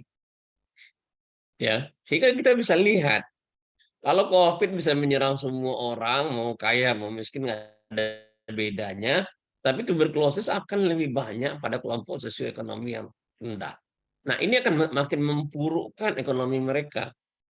Nah, pertanyaannya adalah, kita mau main di mana? Ya kan? Jadi secara sederhana saya ingin sampaikan pada malam ini ya, kita perlu komitmen penuh ya dari mande-mande yang terhormat ini, bagaimana caranya kita bermain di sini? Kita harus bisa menyusun suatu formulasi konkret yang kita sampaikan kepada pemerintah kabupaten kota, ya, atau provinsi atau dinas kesehatan, apa strategi yang kita rancang untuk ini, termasuk keterlibatan perguruan tinggi. Saya selalu ya belajar dari pandemi ini, saya selalu melihat pada akhirnya penanganan suatu penyakit itu akan berhasil kalau melibatkan kekuatan yang ada di masyarakat. Saya selalu melihat itu. Nah, apa tugas kita gitu kan? Tugas kita adalah bagaimana kita membangun ya suatu kelembagaan di masyarakat untuk penanganan tuberkulosis ini. Itu yang pertama. Yang kedua, bagaimana kita mendorong para bupati, wali kota, atau gubernur mau mengalokasikan dana yang cukup untuk kepentingan preventif tadi. Kelembagaan adalah salah satu bagian dari proses preventif dan promotif. Nah, ini yang kita dorong. Dua hal itu saja menurut saya yang penting. Jadi ada kebijakan yang jelas dari kabupaten kota, bagaimana caranya supaya ada alokasi anggaran lah, ada kebijakan khusus dalam penanganan tuberkulosis. Satu hal yang harus kita catat ya, dari pengalaman pandemi juga saya sampaikan, hampir banyak daerah di Indonesia pada waktu pandemi semuanya menyerah ke pusat. Jadi tidak banyak daerah itu yang betul-betul mereka itu mengalokasikan banyak anggaran untuk itu, tidak banyak. Semuanya menyerah ke pusat. Ya, PCR itu reagen-reagennya sebagian besar dari pusat. Hanya Jakarta, DKI Jakarta, ya, kemudian sedikit Jawa Barat yang mau menyiapkan reagen jumlah cukup. Banyak daerah tidak. Di luar Jawa rata-rata tidak. Semuanya menunggu pusat. Nah, TB juga polanya seperti itu. Bagaimana ada anggaran khusus, ya, ada anggaran khusus untuk mendorong fungsi preventif ini. Nah, itu yang harus kita lakukan. Jadi sekali lagi ya, berdasarkan kondisi ini sebagai tambahan ya dari bahan yang disampaikan Dr. Erlina tadi, kita butuh konsistensi. Kita butuh jaminan kontinuitas. Ya, terkait apa? Terkait dua hal. Yang pertama, bagaimana kita membangun sistem kelembagaan di negara-negara yang kuat, yang terstruktur, terorganisir ya, untuk sebagai bagian dari sistem preventif dan promotif untuk tuberkulosis. Itu yang pertama. Yang kedua, yang paling penting adalah bagaimana kita mendorong ya, mendorong bupati, wali kota atau gubernur atau pejabat lain lah di pemerintahan daerah Sumatera Barat yang mau mengeluarkan kebijakan ya, kebijakan terkait dengan penanganan tuberkulosis khususnya supporting untuk masalah-masalah kelembagaan tadi. Kalau saya hanya menambahkan itu saja, ya dengan cara seperti itu, saya rasa fungsi kita akan jadi lebih konkret. Kita berharap ya, para Manda sudah pengalaman di berbagai belahan negara di dunia, tentu sudah tahu ya bagaimana strategi di masing-masing negara. Nah, kita di Indonesia, masalah kita di situ sebenarnya. Ya kalau saya perhatikan, kita lihat bersama-sama ya, belajar dari pandemi kemarin, masalahnya seperti itu. Masalah kita Sumatera Barat seperti itu. Nah, nanti mana juga bisa lihat lagi yang lain. Kalau saya bilang Sumatera Barat ini adat basandi syarak basandi kitabullah. Tetapi provinsi kita adalah salah satu provinsi yang persentase nagarinya dengan dengan kasus kriminal seksual itu termasuk tinggi. Kita adalah provinsi dengan kasus LGBT cukup tinggi, ya kan, kasus HIV/AIDS di luar Jawa yang masuk kategori tinggi. Nah, ini kan jadi cukup ironi ya kalau kita bandingkan dengan simbol-simbol yang kita gunakan. Itu saja yang saya sampaikan pada malam ini. Terima kasih. Assalamualaikum warahmatullahi wabarakatuh. Waalaikumsalam warahmatullahi wabarakatuh. Terima kasih Dr. Andani. Kita berikan aplaus dulu untuk Dr. Andani. Nah, ya banyak hal ya, kita ternyata menghadapi banyak hal terkait dengan penyebaran atau menangani kasus TB ini di Indonesia. Ada tadi namanya missing case ya, yang akan menularkan yang dengan tidak diketahui oleh masyarakat, ya, kepada masyarakat, ya kan. Lalu yang masih tingginya kemiskinan di Indonesia, karena penyakit ini sangat relevan dengan kemiskinan, ada urusan dengan gizi, begitu ya. Terus kurangnya komitmen tadi sejalan dengan pembicaraan Dr. Elina tadi, komitmen baik dari pemerintah di sini ya, kita boleh sebutkan gitu. Dan tenaga kesehatan sendiri, misalnya kalau saya dengar tangkap tadi, misalnya dari sisi diagnosa, jadi tidak serius berarti menangani penyakit ini, sehingga ya kasus ini terus merebak. Belum lagi dari sisi biaya pengobatan yang mahal, waktu pengobatan yang terlalu lama sehingga pasien tidak patuh, akhirnya skip dari pengobatan, dan tadi terjadilah resisten obat, ya. Apa tadi lagi? Nah, dan lain-lain masalah yang kita telah disebut oleh Dr. Andani tadi. Saya menggarisbawahi di sini bahwa kita perlu komitmen. Ini dalam hal ini tentu saja adalah pemerintah. Bagaimana caranya menghilangkan atau menolkan TB ini seperti yang bisa kita lakukan pada pandemi COVID kemarin baru-baru ini. Ya, seharusnya bisa gitu ya. Tapi tadi sudah digambarkan apa yang harus kita lakukan, karena COVID saya kira tidak seperti TB tidak seperti COVID yang dia batuk-batuk, yang masyarakat tidak menganggap itu suatu hal yang serius. Tapi kalau COVID dia ada gejala yang parah dan akut, ya, dan lalu lama-lama bisa menyebabkan dia meninggal dengan cepat. Makanya orang kayaknya serius kalau saya menilainya seperti itu. Tapi kalau TB karena pelan-pelan membunuh, jadi orang tidak terlalu serius. Mungkin begitu, Pak Dr. Andani, gitu ya.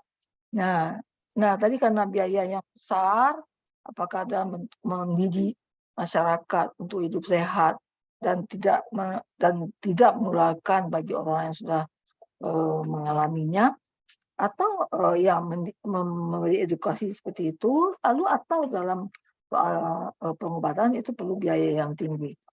Dan lain-lain, saya kira semua pendengar dan hadirin yang ada di dalam Zoom ini sudah menangkap semua apa yang sudah disampaikan oleh Dr. Elina dan Dr. Andani tadi. Nah, sekarang kita akan memberi kesempatan kepada hadirin sekalian untuk menanyakan lebih jauh tentang apa dan bagaimananya tentang TB ini kepada kedua narasumber ini ya, yang ada di dalam pertemuan ini, yaitu pertama Dr. Elina Burhan dan Dr. Andani. Anda boleh bertanya di kolom chatting atau boleh langsung tunjuk tangan untuk mengajukan pertanyaan kepada siapa yang mande-mande atau hadirin sekalian inginkan untuk dijawab pertanyaannya. Oke, saya perlu sampaikan di sini bahwa sampai hari detik ini sudah ada lebih dari 650 orang pendengar radio Rumah Gadang Minang yang mendengar siaran kita ini. Ya, terima kasih kepada seluruh pendengar radio, dan kita berikan aplaus untuk pendengar radio itu. Terima kasih banyak. Oke, silakan kepada ibu-ibu yang ingin bertanya di Ibu Murni itu raise hand. Oke, yang pertama kita silakan kepada Ibu Mande Murni. Silakan Mande Murni. Gelap sedang di perjalanan sepertinya. Terima kasih Prof. Mimi. Ya, ini lagi di perjalanan ini. Iya. Lagi dari Bandung mau ke Jakarta. Oke. Iya, mau bertanya ke Dokter Lina, sebagai mandeh gitu. Ingin bercerita waktu masih aktif kerja dulu Dokter Lina, jadi datang berkunjung ke lab dulu kerja di BD Dokter Lina, berkunjung ke lab di Bukit Tinggi. Jadi adalah family lah, masih family. Salah satu anaknya itu udah diperiksa di Pariso ke rumah sakit. Jadi salah satu di lab itu ada teman gitu, dia bilang dulu bahasanya BR4 ya, udah BR4 waktu itu hari Jumat ya Dokter Lina. Akhirnya dia agak sedikit pingsan habis diperiksa lab itu. Karena kita kenal sama keluarganya, cerita memang masih tabu kalau di negeri kita mengatakan entah bahasa TB itu seperti apa, dikatakan oh ini kena paru-paru basah, itu bahasa kalau di kampung kita diperhalus yang paru-paru basah. Jadi waktu pingsan itu sempat oh ya karena kita ada pengetahuan dibilang lah ini TB, kena infeksi dari kuman, bisa diobati bahasa gitu. Sampai kakaknya pingsan, ternyata ini sekeluarga udah kena semua beradik kakak gitu Dokter Lina. Hari Jumat Rabunya kita dapat kabar tuh meninggal yang dibilang yang udah BR4 itu. Nah, bagaimana bahasa bagi kita ke orang-orang awam itu Dokter Lina mengatakan TB itu kok mereka nggak terima gitu, maunya paru-paru basah gitu bahasanya. Apakah kita perlu bagi pandai-pandai Minang ini edukasi apa yang bisa kami lakukan untuk yang kita masyarakat awam Dokter Lina? Itu aja. Baik, Terima kasih. ya. Terima kasih Mande Murni bahwa seharusnya kita tidak boleh lagi menghalus-haluskan istilah untuk suatu penyakit karena itu akan misleading.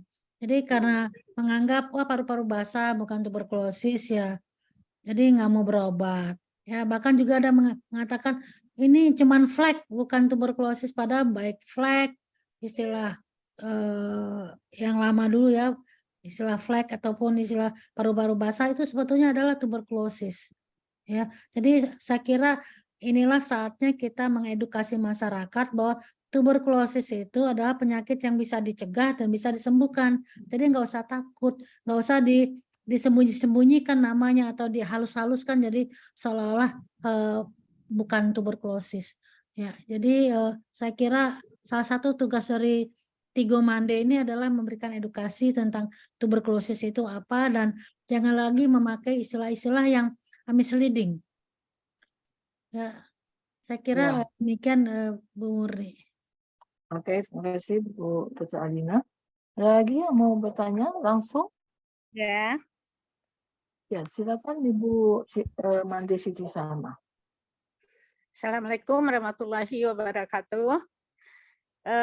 Rupanya kita di sini bahas mengenai tuberkulosis TBC paru ya.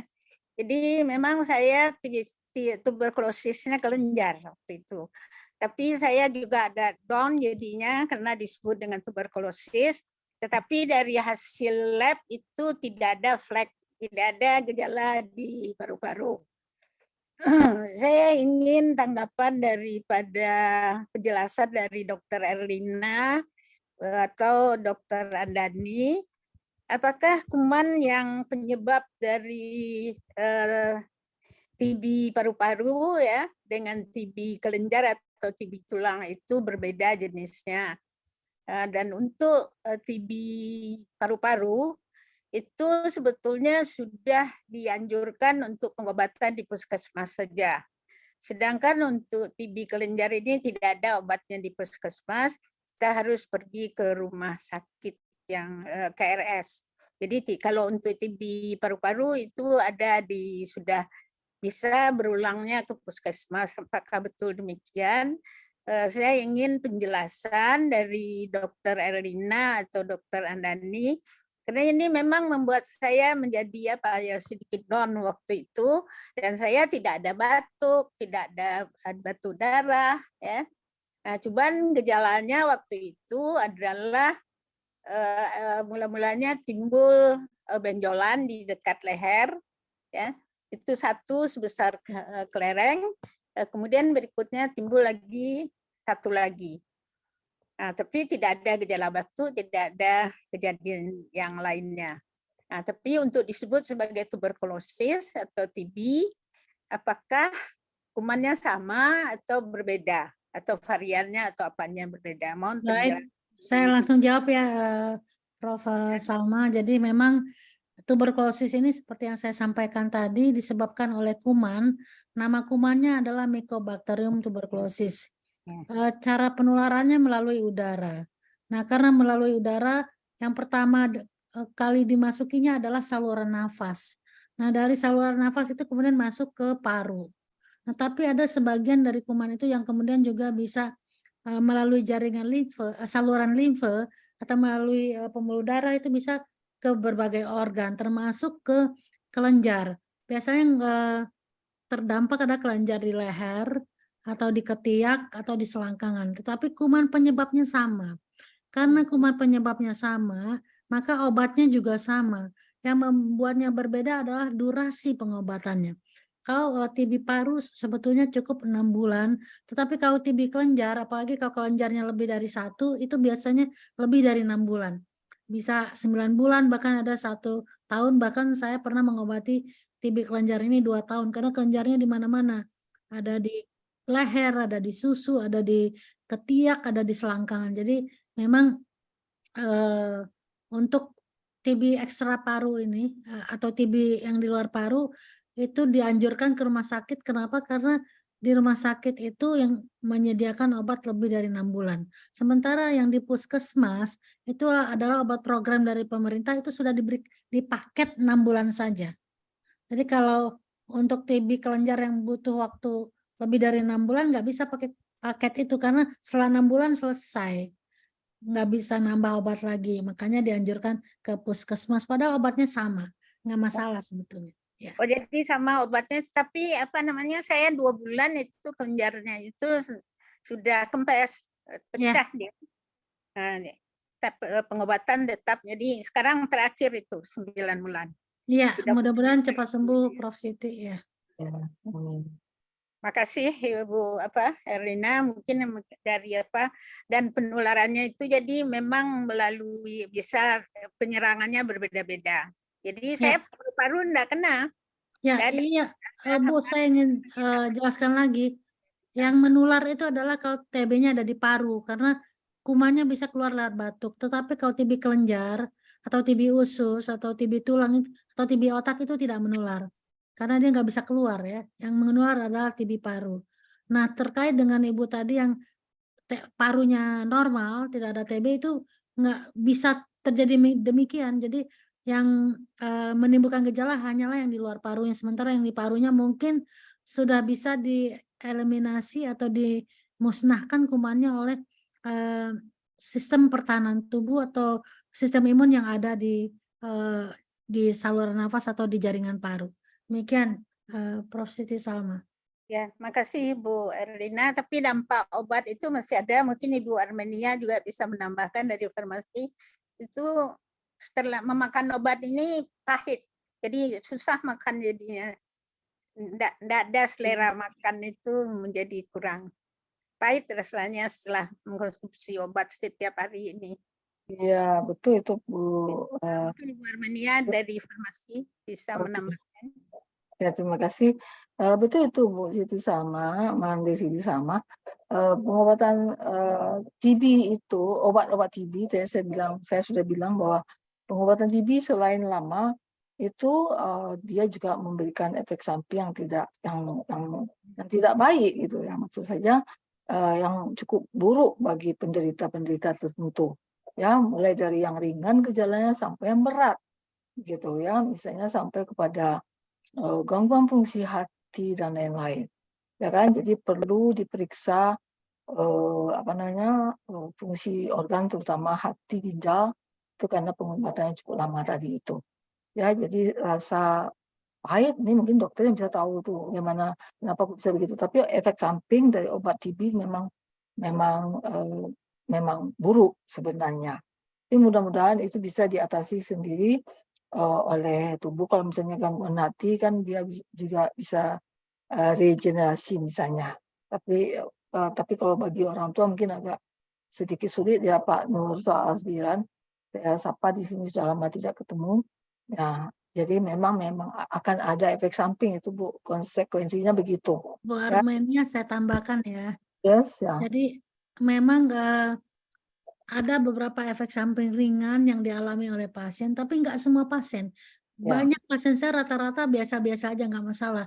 Tetapi memang ada pasien-pasien tertentu yang merasa mual, bahkan muntah ya. Tapi biasanya yang mual ini kemudian kita atasi dengan pemberian obat anti mual ya, karena mungkin memang pada dasarnya udah ada sakit mah. Lalu kita tahu obat TB ini diminumnya sekaligus, kadang-kadang 3 tablet atau 4 tablet sekaligus. Nah ini terjadi iritasi di lambung. Jadi tidak mengapa, bisa jadi kerongkongan yang pahit itu adalah dari asam lambung. Jadi mungkin sebaiknya Prof. Siti Salma minta ke dokternya untuk obat lambungnya. Demikian. Pencernaan. Oke, terima kasih sudah menambahkan Dr. Erlina. Alhamdulillah sudah hampir selesai. Iya, oke. 15 hari Kan lagi. masih bersabar dalam 1 bulan lagi ya, Mande Siti Salma. Barangkali Bapak Dr. Andani akan menambahkan sesuatu, silakan. Sorry, Prof. Iya. Saya tidak banyak, Prof, yang saya perlu tambahkan, tapi saya cuma menambahkan yang sampaikan Prof. Erlina tadi. Jadi saja, karena memang pertama TB yang menular itu betul ya, yang di paru, yang di ekstra paru jarang, terutama yang di kelenjar itu jarang. Kemudian ada lagi TB yang bukan tuberkulosis gitu ya, kayak TB kalau kita istilahkan kelompok kuman TBC, Mycobacterium, yang bukan kelompok tuberkulosis. Jadi misalnya Kansai, Sulgai, Papium, Cellulare, dan sebagainya. Nah itu juga sering berkaitan dengan infeksi pada di luar jaringan paru, termasuk pada kelenjar. Nah sebenarnya kadang-kadang perlu kita konfirmasi juga di laboratorium untuk memastikan betul itu apakah memang tuberkulosis paru, Mycobacterium tuberculosis, atau Mycobacterium yang kelompok non-tuberkulosis. Tapi sekali lagi itu perlu kita konfirmasi. Kalau saya sih saran saya, tapi banyak kita di Indonesia ya konfirmasi seperti itu masih sangat terbatas. Itu yang pertama. Yang kedua terkait dengan efek samping tadi ya, seperti disampaikan memang tidak semuanya terjadi pada semua orang. Namun kalau gangguan-gangguan seperti mual macam-macam yang masih kategori ringan yang bisa diatasi dengan terapi ya, dengan pengobatan untuk saluran cerna ya kita gunakan seperti itu saja, kecuali ada gambaran-gambaran ke arah hepatotoksik baru kita pikirkan penggantian terapi dan sebagainya. Tapi sekarang alhamdulillah Prof kan sudah tinggal 15 hari lagi, saya rasa sudah sampai hari ini, sampai malam ini udah hampir jam 10 masih segar-segar, saya pikir udah sehat. Ya. Siap Prof. Iya, oke. Demikian, ya, barangkali sudah puas Bu Mande Siti Salma. Terima kasih.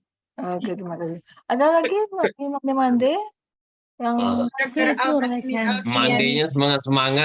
Ayo semangat. Ada Prof Nursal di sini malah. Sorry Prof. Ya. Sempat menyapa tadi. Mande Ben kali? Ini kita berikan ini pertanyaan kepada yang nunjuk tangan itu Alfi Yani. I didn't see her. Oh ya, sorry. Ya silakan. Mande Alfi Yani. Baik, Assalamualaikum warahmatullahi wabarakatuh. Terima kasih Uni Mande, moderator, Ibu Prof. Armenia, juga Ibu Dr. Erlina dan Dr. Andani yang sudah menyampaikan sebagai narasumber yang luar biasa tadi. Saya ikut menyimak, tapi masuknya setengah setelah Bu Erlina tadi, Dr. Erlina. Jadi mungkin sedikit berbagi ya. Saya salah satu penyintas dari TB, Bu Dokter. Saya kena TB pada waktu kena COVID di tahun 2021, kemudian berlanjut ke long COVID, dan kemudian kena bronkopneumonia, tidak sembuh juga. Akhirnya dokter parunya mendiagnosa bahwa saya kena TB. Jadi 9 bulan minum obat yang kena di paru-paru. Nah, jadi alhamdulillah setelah 9 bulan, kebetulan kakak saya Dr. Profesor Armenia membantu dalam obat-obatan juga. Dan kebetulan kakak saya Dr. Aliana Fia, Bu Erli, Dr. Elina. Jadi kemudian ada pertanyaan dari saya nih. Setelah sembuh dari dinyatakan sembuh, paru-parunya sudah bersih, kata dokter. Setelah dinyatakan sembuh, apakah kemungkinan kembali kena TB lagi itu ada kemungkinan untuk kembali kena TB atau bagaimana? Karena dari gejala-gejala yang dilihat sebelum, saya tidak terlalu berat sih, maksudnya gejala yang saya alami itu badan hangat, kemudian tidak batuk, tidak tidak berdahak dan sebagainya, tetapi saya selalu berkeringat kalau bangun tidur jam 3 pagi. Nah, beberapa hari belakangan ini saya setelah dinyatakan sembuh tahun 2021 akhir, tetapi di dalam sebulan ini saya mengalami kembali itu berkeringat waktu bangun tidur, tetapi badannya tidak hangat. Jadi saya ada rasa takut juga, ada sedikit rasa nyeri di dada sebelah kiri. Apakah itu kemungkinan itu terjadi lagi atau bagaimana? Mungkin minta konfirmasi atau minta saran dari Ibu Prof. Dr. Epina. Terima kasih. Baik, terima kasih. Saya langsung jawab ya. Ya. Kalau melihat fisiknya Bu Alfi sih, saya agak yakin bahwa nggak akan terjadi relapse atau kekambuhan ya. Tapi memang kemungkinan kambuh itu selalu ada, terutama kalau faktor risikonya ada. Contohnya mungkin ada diabetes. Apakah ada diabetes? Enggak ada, alhamdulillah tidak ada diabetes, Oke. Dok. Atau penyakit-penyakit lainnya yang membuat sistem imunnya rendah. Dan juga Tidak ada. dicari tahu apa sumbernya siapa. Jangan-jangan ada di rumah yang jadi sumber penularan. Nah, kalau sumbernya ada, ini paparan atau terekspos yang terus-menerus itu bisa memungkinkan terjadi kekambuhan karena terinfeksi ulang namanya. Ya, terinfeksi ulang. Alhamdulillah di rumah tidak ada. Oke. Coba di kantor atau waktu saya kena kemarin itu karena saya berobat ke dokter paru waktu menentukan apakah saya, karena long COVID itu, jadi komunikasi dengan dokter paru, ya. kemudian akhirnya terpapar di lingkungan pada saat praktek di tempat praktek beliau. Ya, jadi saran Tapi dari yang saya sekarang ini nggak ngerti ini apakah memang itu lagi atau gimana. Saran dari saya sih dijaga saja sistem imunnya ya, istirahat cukup, gizi yang seimbang, vitamin kalau perlu ya, insya Allah sih nggak akan ada kekambuhan ya.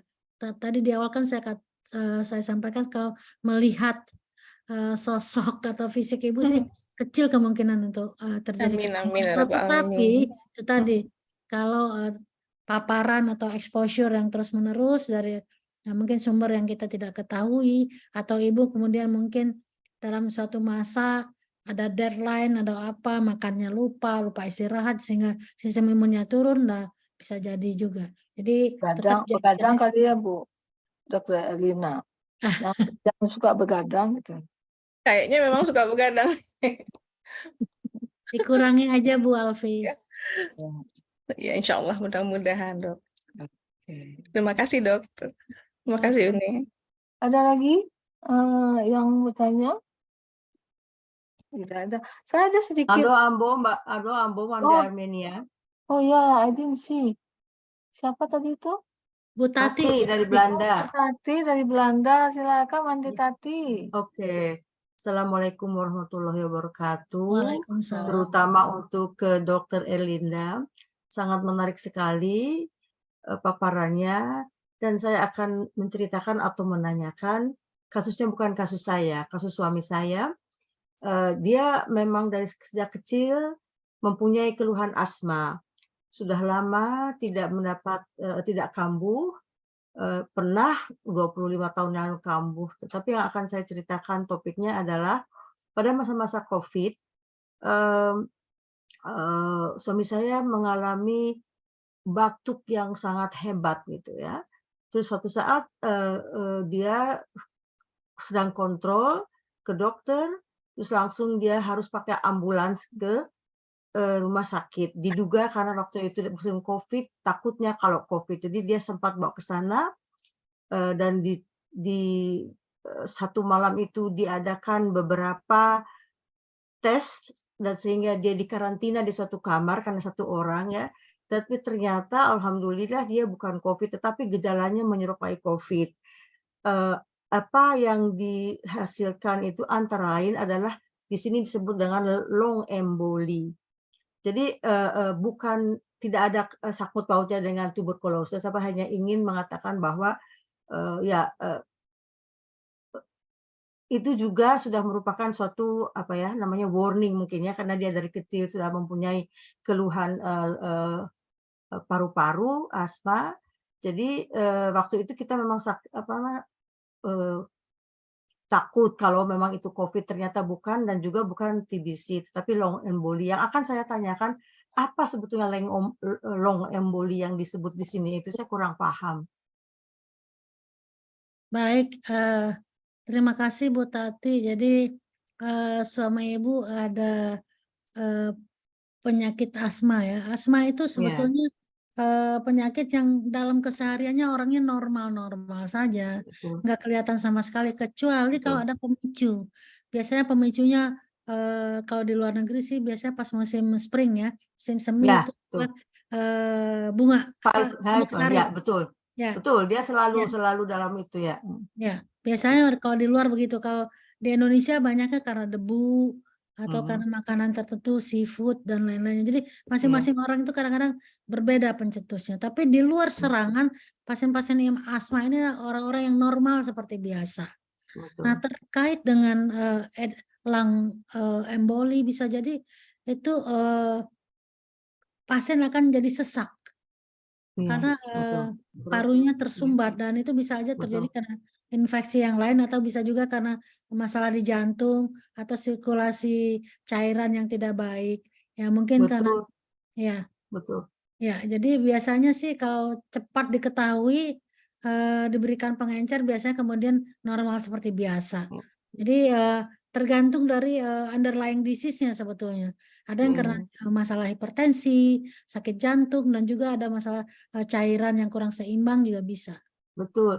Nah, itu mengenai cairan yang kurang seimbang, itu ternyata kedua kali juga mendapat serangan lagi, yaitu dia saluran air kencingnya mendapat radangnya infeksi ya. Jadi itu juga yang merupakan suatu kejadian yang amat sangat mengerikan ya, karena itu tidak tidak menyenangkan bagi pasien, apalagi saya juga melihatnya sesak juga biasanya Bu, sesak banget biasanya. Sakit sekali ya, ya. betul. Jadi, Tapi alhamdulillah setelah mendapatkan obat antibiotik yang sangat tinggi dan juga prednikson, dalam 3 hari itu radangnya menurun. Tetapi memang sampai sekarang dia masih dalam kontrol dari long arch, dokter paru-paru, karena memang paru-parunya mempunyai masalah. Tetapi di sini alhamdulillah kita bukan tidak ingin mengecilkan di Indonesia, di sini terkontrol, maksudnya kalau kita tidak datang pun dipanggil. Jadi kita seolah-olah itu diingatkan bahwa kamu ini adalah pasien yang harus selalu datang, tidak usah memikirkan uang untuk bagaimana, di sini hanya untuk datang saja di ini. Jadi alhamdulillah, tapi sampai saat ini masih dia memakai oksigen. Namanya kita puff di sini, apa tuh alatnya saya nggak tahu, coba nebulizer. Ya itu semacam itu. Ya. Jadi itulah itu sharing ya, tapi alhamdulillah terkendali, tetapi tetap dia seperti kata dokter tadi katakan, setiap springtime dia akan selalu sampai bersin 100 kali sehari, itu yang sangat membuat dia lelah gitu ya, karena ini ya serangan dari bukan serangan, adanya sebuk bunga yang sekali keluar sehingga dia ini mungkin itu jadi, mungkin Bu Tati mungkin untuk suaminya pencegahan itu sangat penting, dan karena tahu Betul. pencetusnya adalah serbuk bunga yang ada di musim spring mungkin pada saat memasuki musim spring itu udah siap siaga, misalnya sedia steroid di Pakai rumah, masker. sedia inhalasi, kalau keluar rumah Iya, pakai masker gitu ya, iya, supaya iya, iya. tidak terhirup polen-polen itu. Ya. Betul, betul, betul. Ya, terima kasih dokter, sangat Ya. menolong sekali keterangannya. Ya, dan memang sistem Assalamualaikum. di Belanda juga kan sistem kesehatannya bagus ya, datanya apa Ya, digitalisasi. Kalau ada pasien kronik seperti itu biasanya akan diingatkan selalu ya. Jadi iya masalah betul. asuransi seperti itu. Ya. Ya, betul. Ya, terima kasih dokter. Assalamualaikum Sama-sama. warahmatullahi wabarakatuh. Berarti Ada tambahan dari Dr. Andani? Nggak lanjut, Bro. Oke, terima kasih. Ada satu yang menarik perhatian saya tadi tentang missing case ini. Ini bagaimana kira-kira bisa terjadinya, Dr. Elina?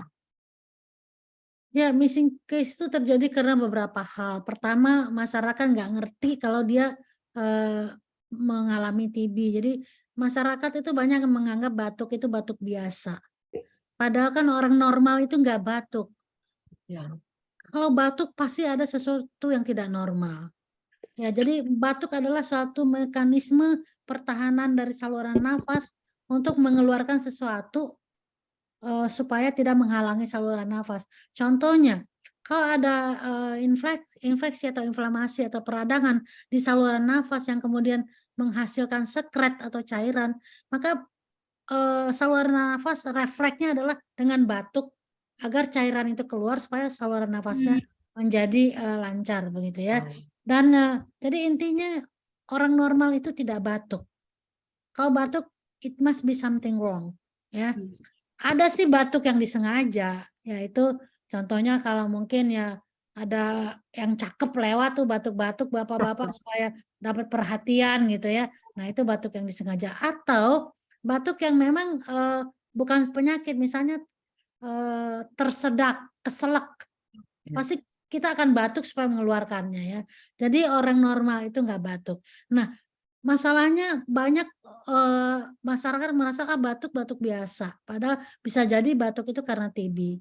Kemudian wah demam-demam, oh saya kurang minum, selalu ada denialnya, selalu ada rasionalisasinya. Kalau makin kurus, oh iya saya ini belakangan agak kurang makan, kemudian kok lemes-lemes, iya nih kurang istirahat, ada aja alasannya. Ya, jadi itu salah satu karena denial, ya tidak mengerti, tidak tahu bahwa gejala-gejala TB ini adalah seperti ini. Makanya saya mengatakan tadi ke Manda Ben, ini slide saya silakan dibagi-bagikan karena ada gejala TB, simptomnya TB apa tadi kan di situ ya. Kemudian juga yang kedua adalah masalah stigma.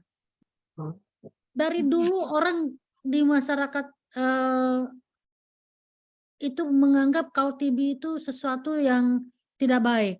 Maka orang katakan, kok bisa dikatakan TB turunan saya nggak ada yang TB kok. Lah, TB itu bukan penyakit turunan, tapi penyakit infeksi. Ya.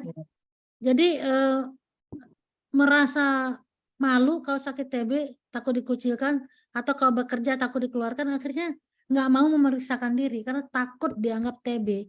Sehingga itu tadi, ini mereka adalah missing cases ya.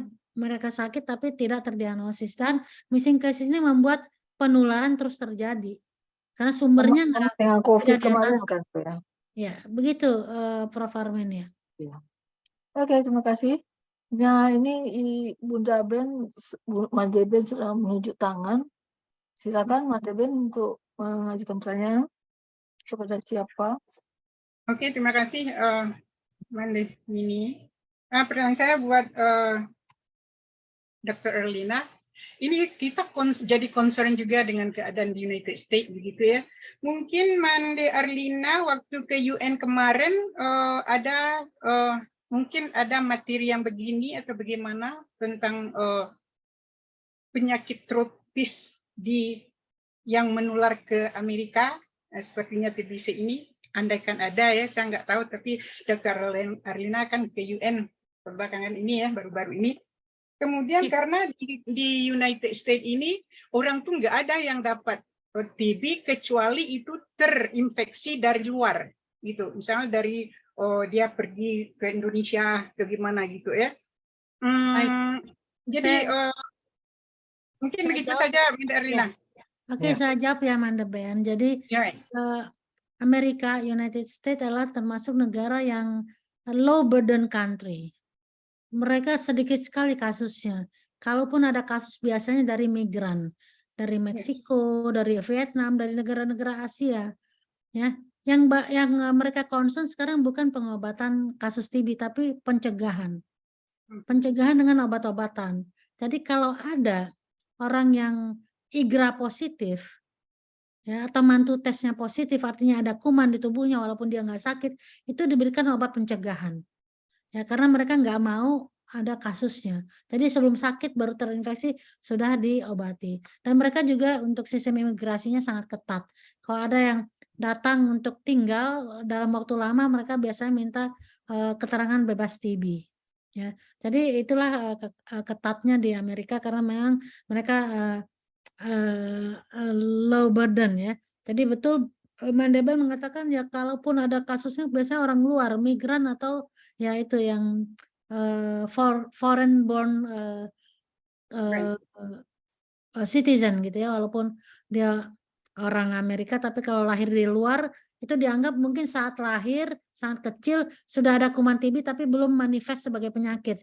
Datang ke Amerika mungkin hidup belum langsung seneng kayak mande-mande, masih susah-susah gitu, makannya susah, sistem imunnya rendah, maka kemudian bisa jadi sakit TB ya. Itu yang satu hal. Nah, kemudian yang related dengan saya ke UN, ke United Nations, itu memang pertemuan high level meeting untuk tuberkulosis, tapi itu lebih ke arah politik kebijakan global tentang bagaimana mengatasi TB di tingkat dunia dan perlu sekali community engagement. Ya.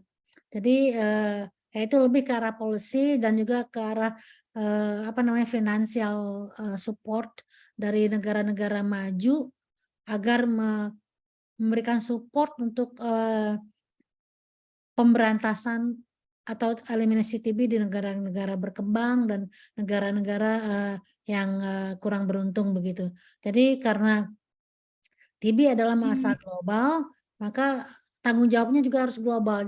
Jangan bukan berarti Amerika, Inggris, Kanada karena low burden jadi nggak peduli, nggak boleh. Jadi di high level meeting itu adalah diminta komitmen semua negara untuk saling membantu. Demikian Bu Mande Ben. Ya, terima kasih banyak Dr. Erlina. Oke, Mande Ben. Jam saya sudah menunjukkan pukul 22. Saya kira diskusi banyak sebenarnya, tapi boleh kontak langsung atau dengan Dr. Erlina atau Dr. Andani, ya kan? Saya tidak akan menyimpulkan sebenarnya pertemuan kita ini, ya. Tapi yang jelas dari cerita kita, diskusi kita tadi, kita perlu waspada secara pribadi akan situasi sekeliling seperti kita waspada di waktu COVID tempo hari, ya Dr. Erlina, kalau ada yang batuk, kalau orang tidak pakai masker, kita yang pakai maskernya. Mungkin sedia masker setiap saat, gitu barangkali. Lalu bagaimana mengedukasi keluarga kita, lingkungan kita, atau komunitas-komunitas yang kita terlibat di dalamnya, agar mereka juga menunjukkan sikap yang sama dan atau memberikan edukasi kepada orang-orang yang sudah kita ketahui dia menderita TB dan atau menyarankan kepada penderita TB untuk memeriksa penderita batuk-batuk untuk memeriksakan dirinya ke dokter. Itu bentuk waspada yang kita bisa share kepada orang lain. Ya, oke. Kesimpulan lain-lainnya silakan kita simpulkan sendiri masing-masing kita, ya kan? Yang jelas saya berterima kasih. Kita wajib berterima kasih sekali kepada kedua narasumber kita, Dr. Erlina Burhan, Dr. Andani Eka Putra yang telah men-share pengetahuan kepada kita semuanya mudah-mudahan pengetahuan yang kita sudah tuntut malam ini bermanfaat bagi kita dan menjadi amal saleh bagi para narasumber dan bisa kita amalkan kepada orang-orang di sekitar kita seperti tadi. Ya kan? Sebagai penutup, kita minta kepada Mande Ben sebagai ketua 3M untuk memberikan sepatah kata. Kepada Mande Ben, kami persilakan. Oke, terima kasih Manemini. Subhanallah, baru sekarang kita ya awake gitu. Pertama, terima kasih, beruntung sekali kita, syukur alhamdulillah kita menemukan dengan judul ini, initiate dari Dr. Erlina, Dr. Andani juga ya. Terima kasih banyak Bapak Ibu. Kemudian subhanallah, di sini yang penting kita katakan, kita dapatkan tadi ya, panjang lebar semuanya sudah ada ya. Di sini kita yang pentingnya kolaborasi, tugas homework kita, Mandeh Minang Mancanegara gitu ya, 3M, subhanallah. Kita akan usahakan seperti apa yang beliau katakan tadi, begitu ya. Pencegahan itu penting sekali. Kemudian ini kolaborasi dengan lembaga-lembaga konstitusi dan pokoknya segala yang beliau katakan tadi ini saya catat ya. Semoga kita ini akan menjalankan homework kita ini sebagai Bundaran Mandeh Minang Mancanegara, kolaborasi dengan Bu Herlina, Pak Andani dan lain-lain begitu ya, dengan lembaga-lembaga. Dan kami mengharapkan ini kebetulan Mande Erlina juga di 3M begitu ya. Jadi kita harapkan benar-benar, apalagi dana, kita benar-benar akan berusaha seperti yang Dr. Andani bilangkan, sampai kepada pelosok-pelosok KKN dari university, mungkin Fakultas Kedokteran UNAN misalnya ya, untuk kita di Sumatera Barat, mungkin ini kita lebih anjurkan juga lagi karena di sini banyak juga ya dosen-dosen fakultas di kedokteran kita di sini. Tetapi yang penting sekali, intinya kita harus kolaborasi, kita harus berusaha membantu keadaan di negara kita ini. Rasanya begitu, saya nggak menyangka, speechless, begitu besar kiranya wabah, bukan wabah ya, tapi penyakit menahan TB ini. Barangkali begitu saja, tidak akan panjang lebar, semuanya sudah panjang dan lebar, yang kita perlu lagi memahaminya. Kita dengarkan lagi nanti kerekaman-rekamannya, kita akan sebar juga PowerPoint yang diberikan, materi yang diberikan oleh Dr. Erlina dan juga mungkin dari Dr. Andani juga, insya Allah kami dari 2M mengucapkan terima kasih banyak pada para hadirin juga ya. Semoga kita belajar banyak dari ini, terutama dari sanak-sanak di radio Rumah Gadang Minangkabau. Oke. Kita perlu bekerja sama, kita menghimbau semua pelosok di negeri kita di ranah Minang, insya Allah. Barangkali dengan ini, ya pertama terima kasih, maaf juga atas segala yang tidak berkenan kepada semua-semua. Kita tutup saja dengan doa penutup majelis saja yang umum. Subhanakallahumma wa bihamdi, nashhadu an la ilaha illa ant, nastaghfiruka wa natubu ilaik. Alhamdulillah, maaf lahir batin, semoga segala yang kita dapatkan menjadi berkah. Dengan niat, mari kita luruskan niat kita bahwa segala yang kita lakukan ini adalah lillahi ta'ala, insya Allah. Kemudian begitu saja Mande Armenia, silakan kita tutup supaya yang saudara-saudara hadirin yang di Indonesia juga sudah malam. Selamat malam, terima kasih, maaf lahir batin. Oke, sedikit amin ya rabbal alamin. Mudah-mudahan doa yang telah dipanjatkan oleh Bunda Mande Ben tadi diijabah oleh Allah Subhanahu wa Ta'ala. Demikianlah cara kita ini tak ada gading yang tak retak pasti. Sebagai pembawa acara, kami mengucapkan terima kasih sekali lagi kepada Mandi 3M, hadirin dan para pendengar radio Rumah Gadang Minangkabau yang masih setia sampai saat ini. Saya belum dapat laporan dan berapa sampai akhir acara ini pendengar radio.